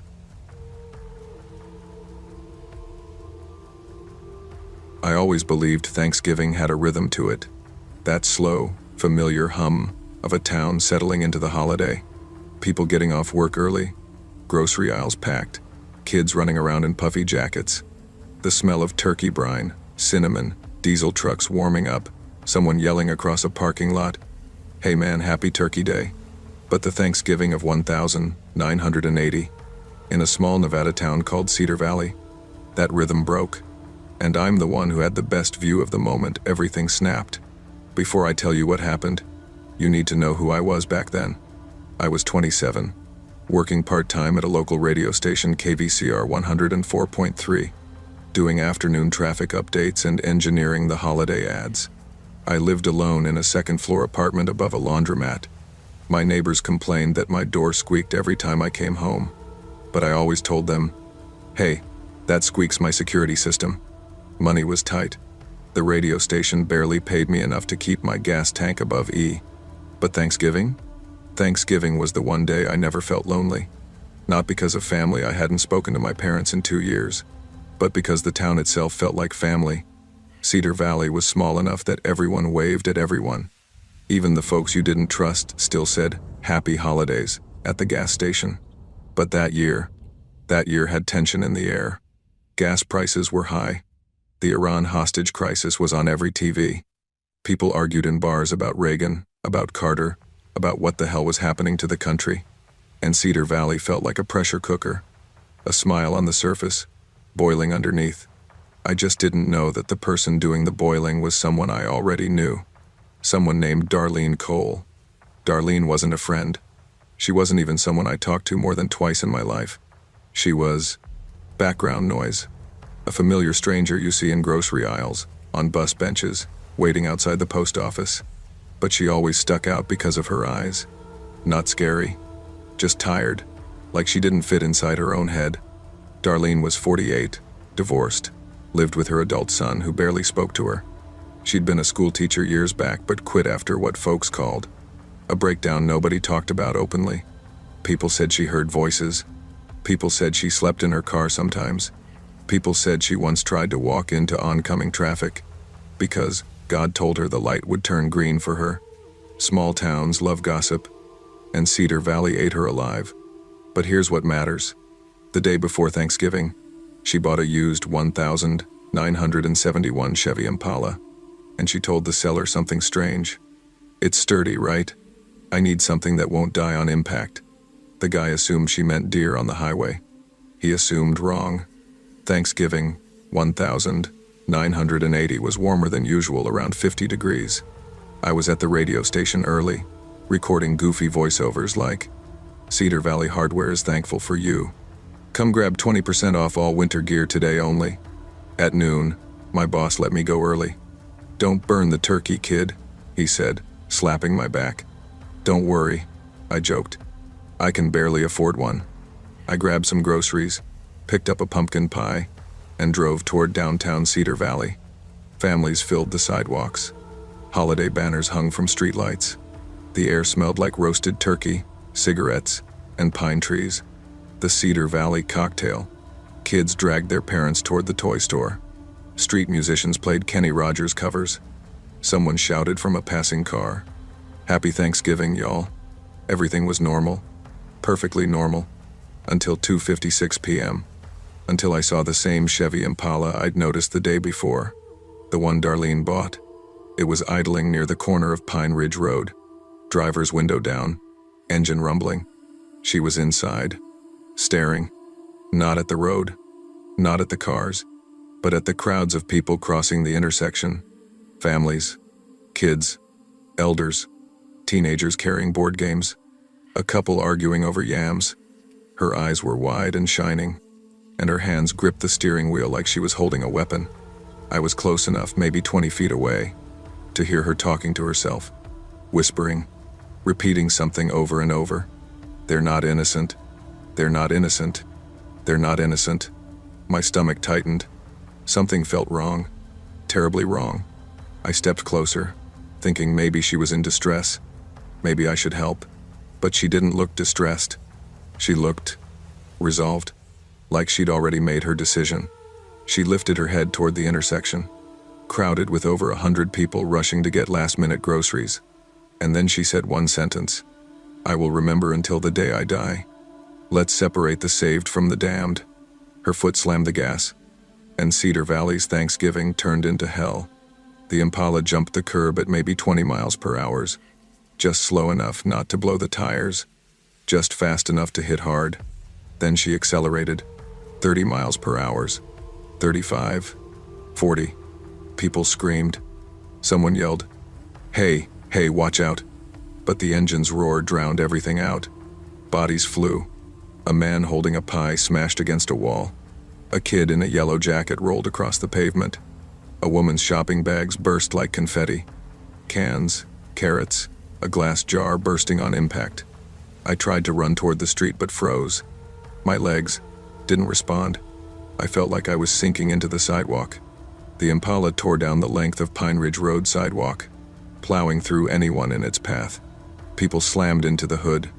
One rolled across the windshield. I swear I heard the bones crack. And then the body disappeared under the tires. Screams, metal, breaking glass, thuds. The sound was animal, primordial, chaos. And then, almost as suddenly as it began, the Impala swerved back onto the road, drove 2 more blocks, and stopped at a red light. Just stopped, like she'd finished driving to church, horn honking behind her. Someone yelling, "Lady, what the hell?" She didn't look at them. She just sat there, both hands on the wheel, breathing calmly. I ran. Finally, my legs moved, and I wished they hadn't. Bodies everywhere. Some breathing, some not. Some whispering, "Help, please." Some not moving at all. A teenage girl screamed hysterically, my mom, somebody help her." A guy knelt beside a bleeding elderly man, yelling, "Call an ambulance, call an ambulance." I saw a father holding his son, a boy maybe 8 years old, covered in dust and blood, saying over and over, "Stay with me, buddy. Don't close your eyes. Stay with me." The sound of him sobbing will never leave my memory. Blood pooled along the curb. A woman's scarf lay in the street, soaked red. A man I recognized, Jim, who worked at the radio station, was lying against a parking meter, with his leg twisted the wrong way. He looked up at me, face white as flour. She didn't even slow down. "Keep pressure on the wound," I said, my voice shaking. "I can't feel my foot," he whispered. People were running everywhere, crying, screaming, begging for help. But the ambulances, there weren't enough. Cedar Valley was too small. Sirens echoed. Far away, too far away. It was pure carnage. And Darlene, she was just sitting at that red light, calm, like her morning errands were complete. When police reached her, she didn't resist, didn't struggle, didn't fight. She just looked at the officers and said, "I did what God needed done." They pulled her from the car, cuffed her, sat her on the curb. She smiled, actually smiled. I stood 20 feet away as she lifted her head, looked at the blood-covered sidewalk, and asked an officer, "How many did I free from sin?" The cop didn't answer. She laughed quietly. "They should thank me." One officer lost his temper. "Lady, you're out of your goddamn mind." She shook her head. "No. I've finally found clarity." Her voice was steady, smooth, detached, and that terrified me more than anything else I'd witnessed. Cedar Valley became a ghost town overnight. Stores closed. Schools closed. Churches held emergency prayer services. People hugged their kids more tightly. Nobody walked downtown. Nobody trusted crowds. Every conversation had the same question. Why did she do it? But the real horror was that nobody could answer it. Weeks later, I was subpoenaed. I was a key witness, one of few who heard her talking to herself before the crash. The courtroom smelled like cold coffee and old carpet. Reporters packed the back rows. Families of victims sat stiff, hollow-eyed. When I took the stand, the prosecutor asked me, "What exactly did the defendant say before accelerating?" My voice shook. She said, "Let's separate the saved from the damned." And then she accelerated toward the crowd. I pointed toward the defense table. Darlene looked at me, not angry, not guilty, not ashamed, just bored, like she was listening to a weather report. When Darlene spoke, the courtroom fell silent. "God told me who was righteous," she said calmly, and told me to take the unclean ones home. Her lawyer tried to claim she was insane. The prosecutor argued she was perfectly lucid. The town was divided. But the moment that sealed her fate, a reporter asked her as she was being led out, "Do you regret what you did?" She smiled gently. "No, they should be grateful." The whole room froze. Even her lawyer looked sick. After 5 days of deliberation, guilty, on 6 counts of murder, and 19 counts of attempted murder. She showed no emotion. None. Not when they shackled her wrists. Not when a mother screamed, "You killed my baby." Not when the judge said, "You will spend the rest of your life in prison." She just nodded, as if she'd expected it, as if she didn't care. I moved away from Cedar Valley, tried to forget, tried to move on, but trauma doesn't follow rules. It sits in the backseat of your life, buckled in, quiet, waiting. Every Thanksgiving, no matter where I was, no matter how much time had passed, I couldn't shake the memory of screams, or the thud of bodies hitting metal, or her voice whispering, "They're not innocent." I eventually visited Cedar Valley again, for the first time in years. Pine Ridge Road looked normal. Shops open, people walking, kids laughing, like nothing ever happened, except at the corner, right where Darlene had first accelerated. Someone had placed a small plaque in memory of those who never made it home. Thanksgiving 1980. Turkeys roasted. Families gathered. Life moved on. The world forgot. But I didn't. I still see the Impala. Still hear the thud. Still hear that sentence she whispered, right before she took everything from us. And sometimes, in the quietest moments, right before sleep, I swear I hear her voice again. "Let's separate the saved from the damned." And I wake up sweating, because I know she believed it. Every word. And that's the part that keeps me up at night. The absolute belief of a person who thought Thanksgiving was the perfect day to decide who deserved to live.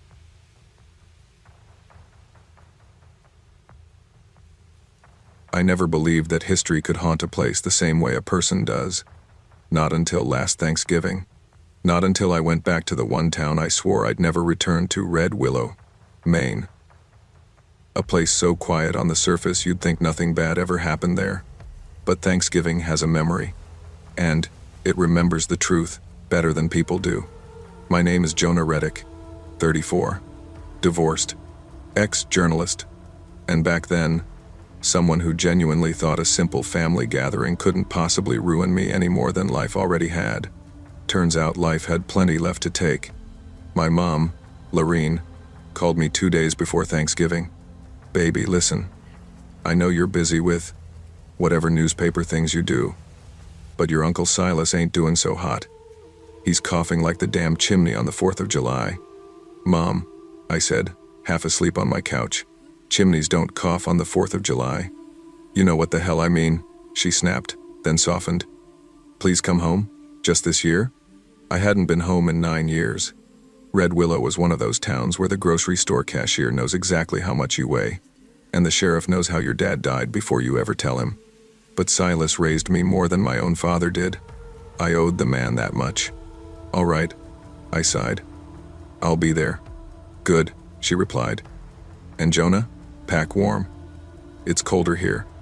Feels like something's coming." She hung up before I could ask what she meant. When I arrived, the town looked the same, like it had been preserved in a jar. Old clapboard houses, snow-crusted mailboxes, the giant wooden sign that read, "Welcome to Red Willow, founded 1628, home of the first Thanksgiving feast reenactment parade." Yeah, that damn parade. Every year since I was a kid, they marched through Main Street, reenacting a peaceful feast that never truly existed. The truth? Nobody in Red Willow liked talking about the Red Willow Massacre, the real event behind the first feast, the town claimed. They rather celebrated a lie than confront the blood underneath it. The locals always said the past was dead and buried. But pasts don't stay buried here. Not in Red Willow. Mom hugged me like she was scared I might disappear mid-squeeze. "You look tired," she said, pulling back. "You look older," I teased. She smacked my arm. "Boy, you lost your damn mind using that city mouth here." The house hadn't changed. Creaky stairs, crooked frames, drafty windows. The smell of smoked ham and old wood. The same carpet stain from when I dropped a bowl of cranberry sauce at age 8. My Uncle Silas sat in his old recliner by the fire, wrapped in 2 blankets. "Jesus, look who crawled out of his big fancy city life," he wheezed. "Missed you too, old man." He laughed until he coughed. A wet, rumbling sound that didn't feel normal. "You got taller," he said through breaths. "You got smaller. That's what happens when life kicks your ass," he grinned. "Come sit. We gotta talk. 'Bout tomorrow." Mom froze. Silas glared at her. "What about tomorrow?" I asked. Mom intervened quickly. "Oh, nothing. Just chores, the usual cooking." Cut the crap," Silas said. Then to me, "You're coming with me to the old ridge. That's where the parade starts this year." I frowned. "The ridge? Since when?" "Since the council decided to honor history more authentically," he groaned. "Idiots." Mom shivered and muttered, "Ain't nothing to honor up there." I didn't understand what she meant. Not then. Around 11 p.m., I stepped outside for some air. Frost drifted off the pine trees. Stars hung low like they were watching something. From across the yard, the metal wind chime my dad made decades ago suddenly rattled, even though the air was still. Then, "Hey, Jonah." I turned. It was Sydney, my childhood friend, bundled in a thick tan jacket, beanie half over her eyes. "Damn," she said, walking toward me. "You look exactly the same. Just sadder." I could say the same. She laughed, breath visible in the cold. "You heard about the parade route?" she asked, voice dropping. "Yeah," Silas told me. She looked nervous. "Don't go up there." "Why?" She bit her lip. "Because the council's digging up shit they ain't ready to deal with." "History?" I asked. "No," she whispered. "Debt." "What does that mean?" But before she could answer, a heavy thump echoed from the woods like a fist hitting wet soil. Sydney's face went pale. "Go inside, Jonah," she whispered. "Now." Silas insisted I drive him to the ridge before sunrise. You okay? I asked as he wheezed, climbing into the truck. Never been okay a day in my life, he coughed. Start the damn engine. As we drove through the empty road, frost cracking under the tires, he finally spoke. You ever wonder why the town doesn't talk about the massacre? He asked. It's old history. Brutal history. No, he said. It ain't old. Not here. He pointed to the woods lining the road. They're still in there. Who? He stared forward, eyes distant. The ones who never got justice. The ones the town pretends didn't die screaming. My stomach tightened. You're scaring me, Silas. Good. Because fear is the only honest thing left in this place. When we reached the ridge, the exact place Red Willow claims the first Thanksgiving feast happened, I noticed something. Fresh soil. Dozens of shovels. Wooden stakes marking something. What the hell? I muttered. Silas got out slowly, walked toward the ridge edge. This ain't a parade site, he said. It's a grave. He sat on a fallen log, catching his breath. Back in 1628, he started. Red Willow wasn't called that. The settlers named it Hollow's Mercy, but there wasn't any mercy. He pointed down the hill. That's where the feast happened. The real one. The one nobody teaches about. I waited, heart pounding. The settlers invited the Wamakee tribe for peace, but it was a trap. I swallowed. Jesus. They killed him while they ate, Silas whispered. Men, women, kids. Buried them right here. My throat tightened. And the town celebrates this every year? No, he said. The town celebrates the lie. They bury the truth like they buried the bodies. But why dig them up now? He looked at me with watery, terrified eyes. Because they want to move the land for development. Stores, a hotel. They can't do that with human remains under it, so they're digging quietly. My breath shook. And you're helping them? No. Then he whispered, I'm trying to stop them. Before I could reply, something moved behind us. A shape, a slow, dragging shuffle on dry leaves. Silas, I whispered. We're not alone. He stiffened. Oh God, he breathed. It's starting. Branches shook. The air turned icy. Silas, I said carefully, get behind me. No, he whispered. They ain't after me. A voice echoed from the trees, hoarse, layered, like multiple throats speaking at once. Nah. My knees nearly buckled. What the hell was that? Silas grabbed my sleeve, tears spilling down his cheeks. They remember the blood, he whispered. And they remember the name, Reddick. What does my family have to do with? You're descended from Ezra Reddick, he choked. The man who led the slaughter. I felt like my chest exploded. No, that's true, he said. Every bit of it. The voice came again. Nah. Det. Then a figure stepped out. Not a ghost. Not a monster. A man, or what used to be one, skin gray and cracked like ancient bark, eyes hollow but burning. His ribs showed. His jaw hung crooked. His chest still carried markings tribal, ceremonial, half-rotted but recognizable. His limbs twitched like a dying animal, yet he walked with purpose. Behind him, dozens more figures emerged. Women, men, children, all in various states of decay. My stomach lurched. Oh God.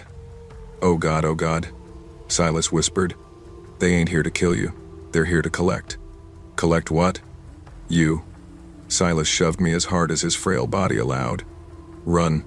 I bolted down the ridge, slipping on frost, branches slashing my face. Behind me, footsteps no. Dozens of them moved in jagged, unnatural cadence. A woman's voice shrieked behind me. Debt must be paid. I didn't breathe again until I reached the truck. I fumbled the keys, got inside, locked the door. But as I started the engine, I saw something in the rearview mirror. Silas, standing still, surrounded by them. He wasn't running. He wasn't resisting. He simply said, "Take me instead. Leave the boy." A tall figure stepped forward, studied him, then shook its head. "Reddick Det." passes to blood. Silas turned toward me, raised a shaking hand. Go, Jonah. I slammed the gas. I tore back into Red Willow like a madman. I ran into town hall. People stared at me like I'd lost my mind. The mayor, Howard Lister, stepped out of his office. Jesus Christ, Jonah. What happened? You're digging on burial land, I yelled. You sick bastards. He stiffened. We're following protocol. You've awakened them. A woman scoffed. Awakened who? Before I could answer, the front doors blew open, cold wind howling through the lobby. The first figure stepped inside, then the second, then dozens more. People screamed. A councilman dropped his coffee, stammering, what the hell? The undead tribe stood silently in the center of town hall. Then the leader pointed straight at me. Blood. The entire crowd turned to me in horror. Jonah, the mayor whispered, backing away. What did you do? The town descended into chaos. People ran, hid, prayed. But the tribe didn't chase anyone but me. As I moved, they followed, quiet, steady, unstoppable. Sydney found me near the closed diner. Jonah, get in, she yelled. We sped toward the outskirts. What the hell is happening? She cried. They want me, I said, shaking. My family started this. She slammed the steering wheel. God damn it, Jonah, why didn't you tell me your bloodline was cursed? I didn't know, until today. We reached the river bridge, the one leading out of Red Willow. Go, I said, leave the town. She stared at me, eyes full of tears. Not without you. Something stepped onto the bridge behind us. We both turned. The leader. Just him. His voice was clearer now. More human. Reddick, he said. Return the land. What land? I whispered. He approached, slowly. The land stolen. The bones buried. The names erased. Your town eats lies every harvest. But we eat truth. Today we collect your life. Tomorrow we take the town. Sydney reached over and grabbed my hand. Jonah, don't let them win. I stepped out of the car. The leader stopped a few feet from me. Kill me, I said quietly. But leave the town. The leader studied me for a long moment. Then he said, blood offers, blood accepted. He raised his arm. I closed my eyes. A cold hand pressed against my forehead, then stopped. No, the leader rasped. Life owed. Life must pay, not death. I opened my eyes. What do you mean? He leaned close, breath like winter. You will carry our story. Speak the truth, spread the truth, make the lie die. My voice trembled. You want me to tell people? He nodded once. Your life is our justice. Then the tribe vanished like smoke sucked backward into the trees. By the time the sun rose, Red Willow was silent. No parade, no feast, no celebration. People stayed inside, doors locked, lights off. The council shovels were abandoned at the ridge. No one dared touch the soil again. Silas never came home, not even his body. Mom cried for days. Sydney stayed by my side through the whole night. She kept squeezing my hand and whispering, "You're still here. You're still here." But I didn't feel here anymore. Not fully, because the tribe's voices never left, whispering whenever the wind cuts cold. Tell the truth, Jonah. So that's what I'm doing now. Writing this, speaking the truth. Thanksgiving remembers the lies, but it remembers the blood too.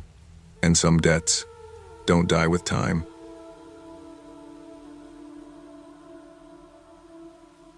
I never thought going back home for Thanksgiving would trigger memories I spent years trying to bury. But that's how it usually goes with family. You leave, you grow up, you change, and somehow the moment you pull into the same dirt driveway, you become the same version of yourself you swore you'd never be again.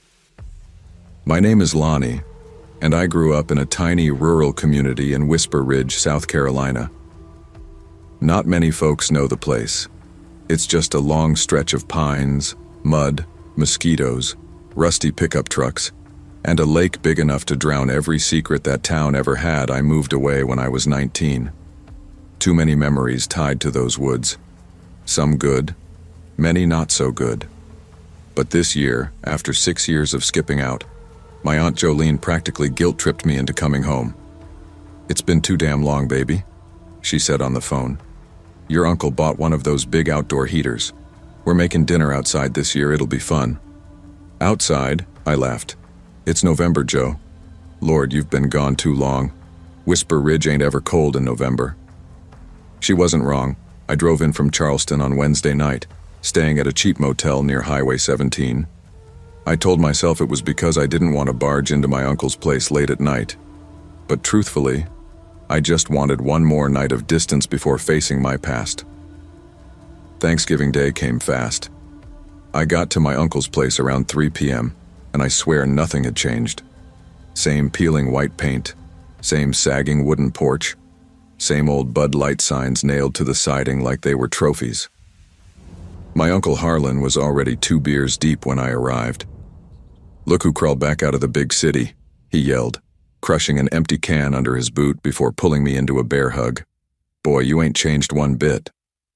"I've changed plenty," I laughed.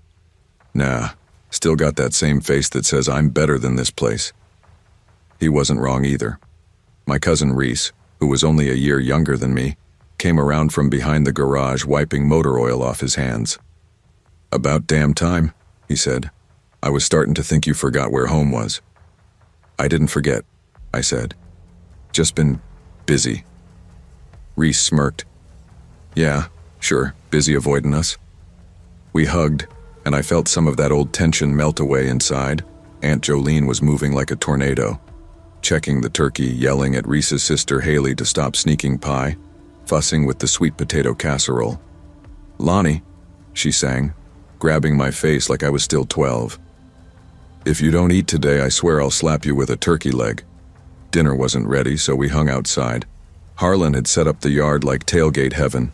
Cornhole boards, outdoor speakers, coolers full of beer and ice, a fire pit stuffed with fresh logs, even a battery-powered lantern hanging from the big oak tree. But what always captured my attention was the lake. Lake Price wasn't huge, but it was deep, dark, quiet. People drowned in it every couple of years. They said it had strange currents, but I grew up hearing the rumors that something in the lake pulled people down. Not a monster, not supernatural, just something. A real story, though. When I was 15, 2 boys from school went missing near the lake. No bodies ever found, no signs like they vanished. My cousin Reese told me back then, "Folks go missing here all the time. This place is weird." I always believed him. Even now, standing on that patchy grass in the chill of late afternoon, something about the lake made my skin crawl. "Still gives you the creeps, huh?" Reese said, catching me staring. "Always has," I said. "Place ain't changed much. Still got night folks wandering out of them trees if you're unlucky." "Night folks?" He shrugged. "That's what we call the crazies that roam the woods sometimes, meth heads, drunks, weirdos." I didn't laugh. I'd heard stories, but I didn't know how real things were about to get. By the time dinner was ready around 5:30, the sky was turning a soft pink over the lake. We ate under a big canopy tent Harlan set up near the back porch. Warm, noisy, full of laughter. It felt like the Thanksgivings I remembered. But around the time the sun slipped completely behind the trees, something changed. It started with Reese putting down his fork and squinting toward the woods. "Y'all see that?" he whispered. His mom turned. "See what?" "There's someone out there." We all turned. A figure stood at the tree line, just barely visible where the lantern light faded. I couldn't make out a face. Just the outline of a man standing absolutely still, watching us. "Probably one of them hunters cutting through," Harlan said, but even he didn't sound convinced. "Hunters don't just stand there staring," Jolene muttered. Harlan stood. "Hey, you need something, buddy?" The figure didn't move. "Hey!" Harlan barked louder. Still nothing. "Damn weirdo," Harlan said, marching toward him, too drunk and too sure of himself. "People got no damn manners in this county anymore." "Dad, just leave it," Haley said, but he didn't. He got maybe halfway to the tree line when the man suddenly turned around and slipped back into the woods without a sound. "Coward!" Harlan yelled after him. We all laughed nervously, trying to shake it off. But deep down, I felt the same cold fear I felt when I was 15, when kids disappeared near that same stretch of trees. We tried to keep eating, but the energy was gone. Jolene moved faster. Cleaning plates, Reese kept staring out into the dark. My own heart wouldn't slow down. Then it got worse, because I saw another person, closer to the lake this time, standing there like a silhouette. "Reese," I whispered. "Look." He did, and immediately stood up. "Aw, hell no." Everyone turned again. This one was taller, narrower, not moving, just watching. "What the hell is this?" Jolene whispered. Harlan slammed his napkin down. "I swear to God I'm gonna knock somebody's teeth out tonight."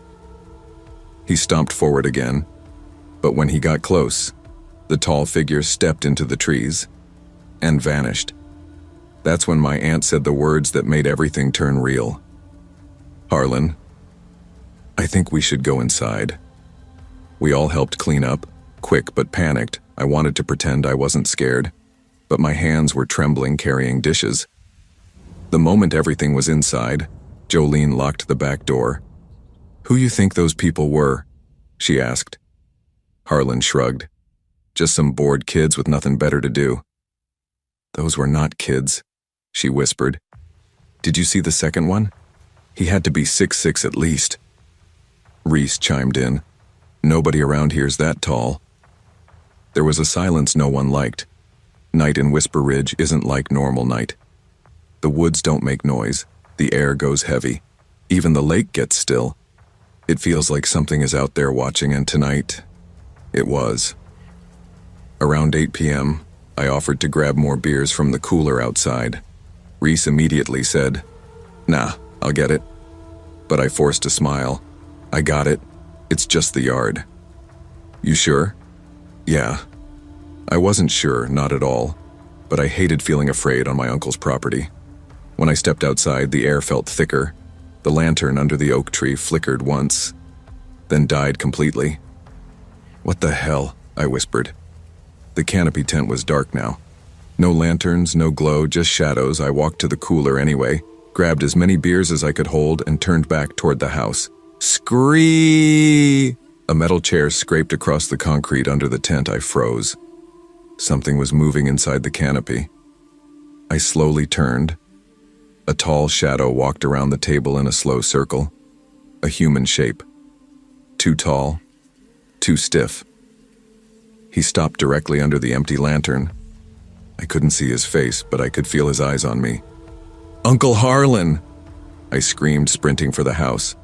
The door yanked open. Reese and Harlan ran out. "What happened?" Harlan barked. "There's a guy under the tent," I gasped. He moved a chair. He's still there." Then, bang. Something slammed into the far side of the house, hard enough to shake the windows. "What the hell?" Reese yelled. Another bang, closer this time. It echoed through my ribs. "Get inside," Jolene screamed from the living room. "All of you." We piled in. Harlan locked the deadbolt. "Who's out there?" Jolene cried, shutting curtains and blinds. "Why are they doing this?" Nobody answered, because none of us knew. 5 minutes later, just as the house went dead silent, bam! A window shattered in the kitchen. Jolene screamed. Reese ducked. Harlan grabbed the nearest thing that resembled a weapon, a fireplace poker. "Jesus Christ," he said under his breath. A brick lay on the kitchen floor, wrapped with a rubber band securing a folded note. Glass crunched under Harlan's boots as he bent down and tore the note open. I'll never forget the words. "Leave now, you are not welcome, go before it's darker." "It's already dark," Haley whispered, trembling. I could hear the panic rising in Jolene's breathing. My own pulse hammered in my ears. "What does that mean?" she asked. "Why would someone write that?" Reese swallowed hard. "Dad, that's not a prank." Then Harlan said something that made my blood run cold. "They took my flag." "What?" Reese asked. My Trump flag out by the shed. It's gone. Oh, you gotta be kidding me, Reese groaned. This ain't about politics. It might be, Harlan muttered. No way. This is something else. How you figure? Harlan snapped. Reese looked at me, and I understood instantly. Because growing up here, we all heard the rumors, people disappearing, strangers seen near the trees, silent watchers lurking at night. A group, a clan, a pack. No one knew for sure. But they weren't political. They were territorial. And Whisper Ridge wasn't theirs by law, but by fear. Harlan called 911. First time in my entire life I'd seen him even consider it. He paced as he talked. Yes, ma'am. Multiple intruders. Busted our damn window. No, I ain't going outside to look again. Yes, we're locked in. When he hung up, he grabbed his old hunting rifle from the closet. It got ammo? I asked. No clue, he said. Ain't fired it in 8 years. We waited. Every minute felt like 10. A shadow passed the window once, then twice. Footsteps crunched around the outside. Slow, deliberate. Someone tried the back doorknob. Jolene covered her mouth to muffle her sob. Don't let him in, she whispered. Harlan stood with the rifle raised, shaking. Please hurry, Jolene whispered, as though praying to the police. Then, finally, a short whoop of a police siren sounded outside. Never in my life had I felt relief hit so hard. We rushed to the front window.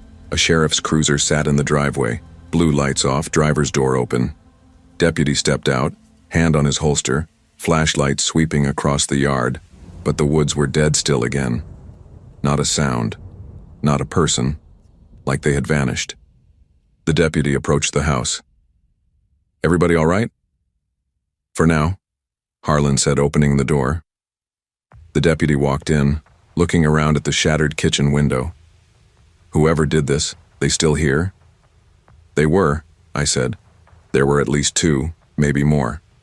They say anything? Threaten you? I pointed at the brick. They left that. The deputy read the note and frowned. Y'all didn't see faces? No, sir, Reese said. Just silhouettes. You sure this ain't just some local boys messing around? Local boys don't move like that, I said. They don't hide like that, and they damn sure don't surround a house. The deputy sighed, rubbing his forehead. Look, we've been having trouble with folks living in them woods. Runaways, squatters, transients, some troublemakers. But we never had 'em hit a house like this. So what do we do? Jolene asked. He didn't answer at first. Then he said, I'll take a look around outside. But y'all need to stay inside. Lock everything. Keep lights off by the windows. He stepped back out, and we all held our breath. 5 minutes later, he still hadn't come back. Harlan peeked through the curtain. He's by the shed, he whispered. We all gathered close. The deputy stood near the old tool shed, shining his flashlight across the dirt, and then the beam hit something. What is that? I whispered. A shape stood behind the shed, a silhouette. Still, tall, watching the deputy. Jesus, Reese breathed. The deputy stepped toward it cautiously. Sheriff's office. Come out with your hands up. The figure didn't move. Hands where I can see 'em. Still nothing. The deputy moved closer. No, I whispered. Don't go near it. Then, the figure backed into the woods so unnaturally it didn't even look like a person walking. More like it glided. The deputy drew his gun. Stop, right there. But the figure was already gone. The deputy cautiously approached the tree line, shining his flashlight, and suddenly, thump, something hit the shed roof so hard the whole structure shuddered. The deputy spun around, flashlight whipping upward. A second figure had been on top of the shed the whole time, and when the flashlight beam hit its face, its skin looked pale as flour, its eyes too wide, its mouth open like it was screaming. But no sound came out. Oh my God, I whispered. The deputy stumbled back. Show me your hands. The figure dropped down, but not like a human, not like a fall. More like it collapsed in a heap and instantly sprang up again, rushing into the dark. "What the?" the deputy yelled, retreating toward the house. He sprinted to the porch. "Inside! Now!" We let him in and locked the door. "What the hell was that?" Reese asked. The deputy was shaking. I don't know." "That weren't no damn meth head," Harlan said. "No, the deputy swallowed. "It wasn't." For a long moment nobody spoke. Then Jolene whispered, "Why us? Why tonight?" And the deputy finally said the thing we least wanted to hear. "Because this family's been on this land longer than anybody else." He looked at Harlan. "And some folks out there, they think the woods belong to them." We all stared at him. "What people?" Reese asked. "They move at night. We've had reports for years, shadows in the trees, folks getting stalked. I didn't believe half of it, but now..." "You think they're a cult?" I asked. "I think there's something worse," he said quietly. "And for whatever reason, y'all were their target tonight." "Can we leave?" Jolene whispered. The deputy shook his head. "Not until backup gets here. You can't drive these back roads in the dark with folks like that running around." "So we wait?" I asked. "We wait," he said. And so we did. Lights off, blinds closed. Everyone huddled together in the living room. Minutes crawled. Shadows moved across the windows sometimes, but never enough to see clearly. Once, someone tried the front doorknob again. Haley started crying. Jolene held her tight. Harlan sat with the rifle across his lap, finger hovering over the trigger. Reese whispered to me, "Remember when we were kids? All them stories? About the things in the woods?" "Yeah," I whispered. "You think those were about them?" "Yes," I said without hesitating, because every story matched exactly what we saw tonight. Silent watchers, moving without sound, never speaking, always staring. Whisper Ridge didn't have a monster.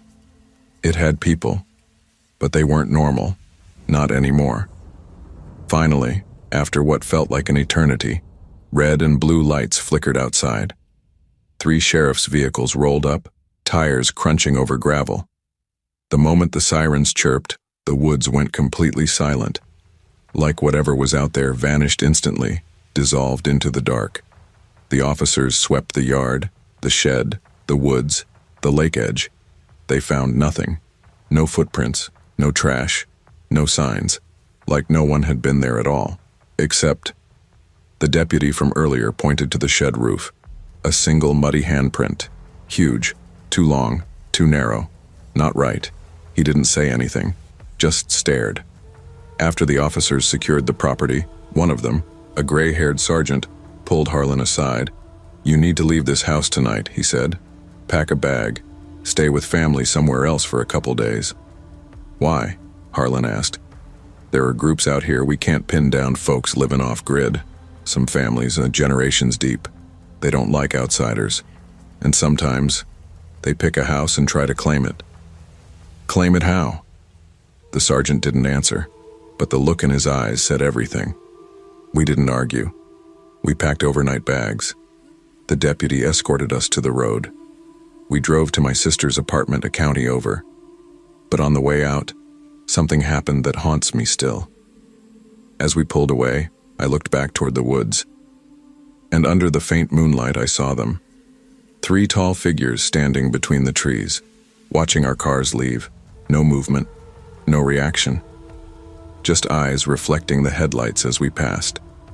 Like they were waiting. Like they were patient. Like they wanted us gone, but not done with us. I didn't sleep that night. None of us did. The next morning, officers checked the property again. The shed door was open, the canopy tent was knocked over, and under the table where we ate Thanksgiving dinner, they found another note. Written in the same messy handwriting as the first, "We don't want you, but we remember you and we will come when it's time." Nobody told Jolene that. Reese overheard the officers saying it. He never told his mother. We never went back to Whisper Ridge for Thanksgiving again. I still see those figures sometimes in my dreams. Tall, wrong, silent. Watching. And every Thanksgiving, when the sun starts setting, I get that same cold feeling I felt on the edge of Lake Price, like someone is standing just behind the trees, waiting, watching, remembering.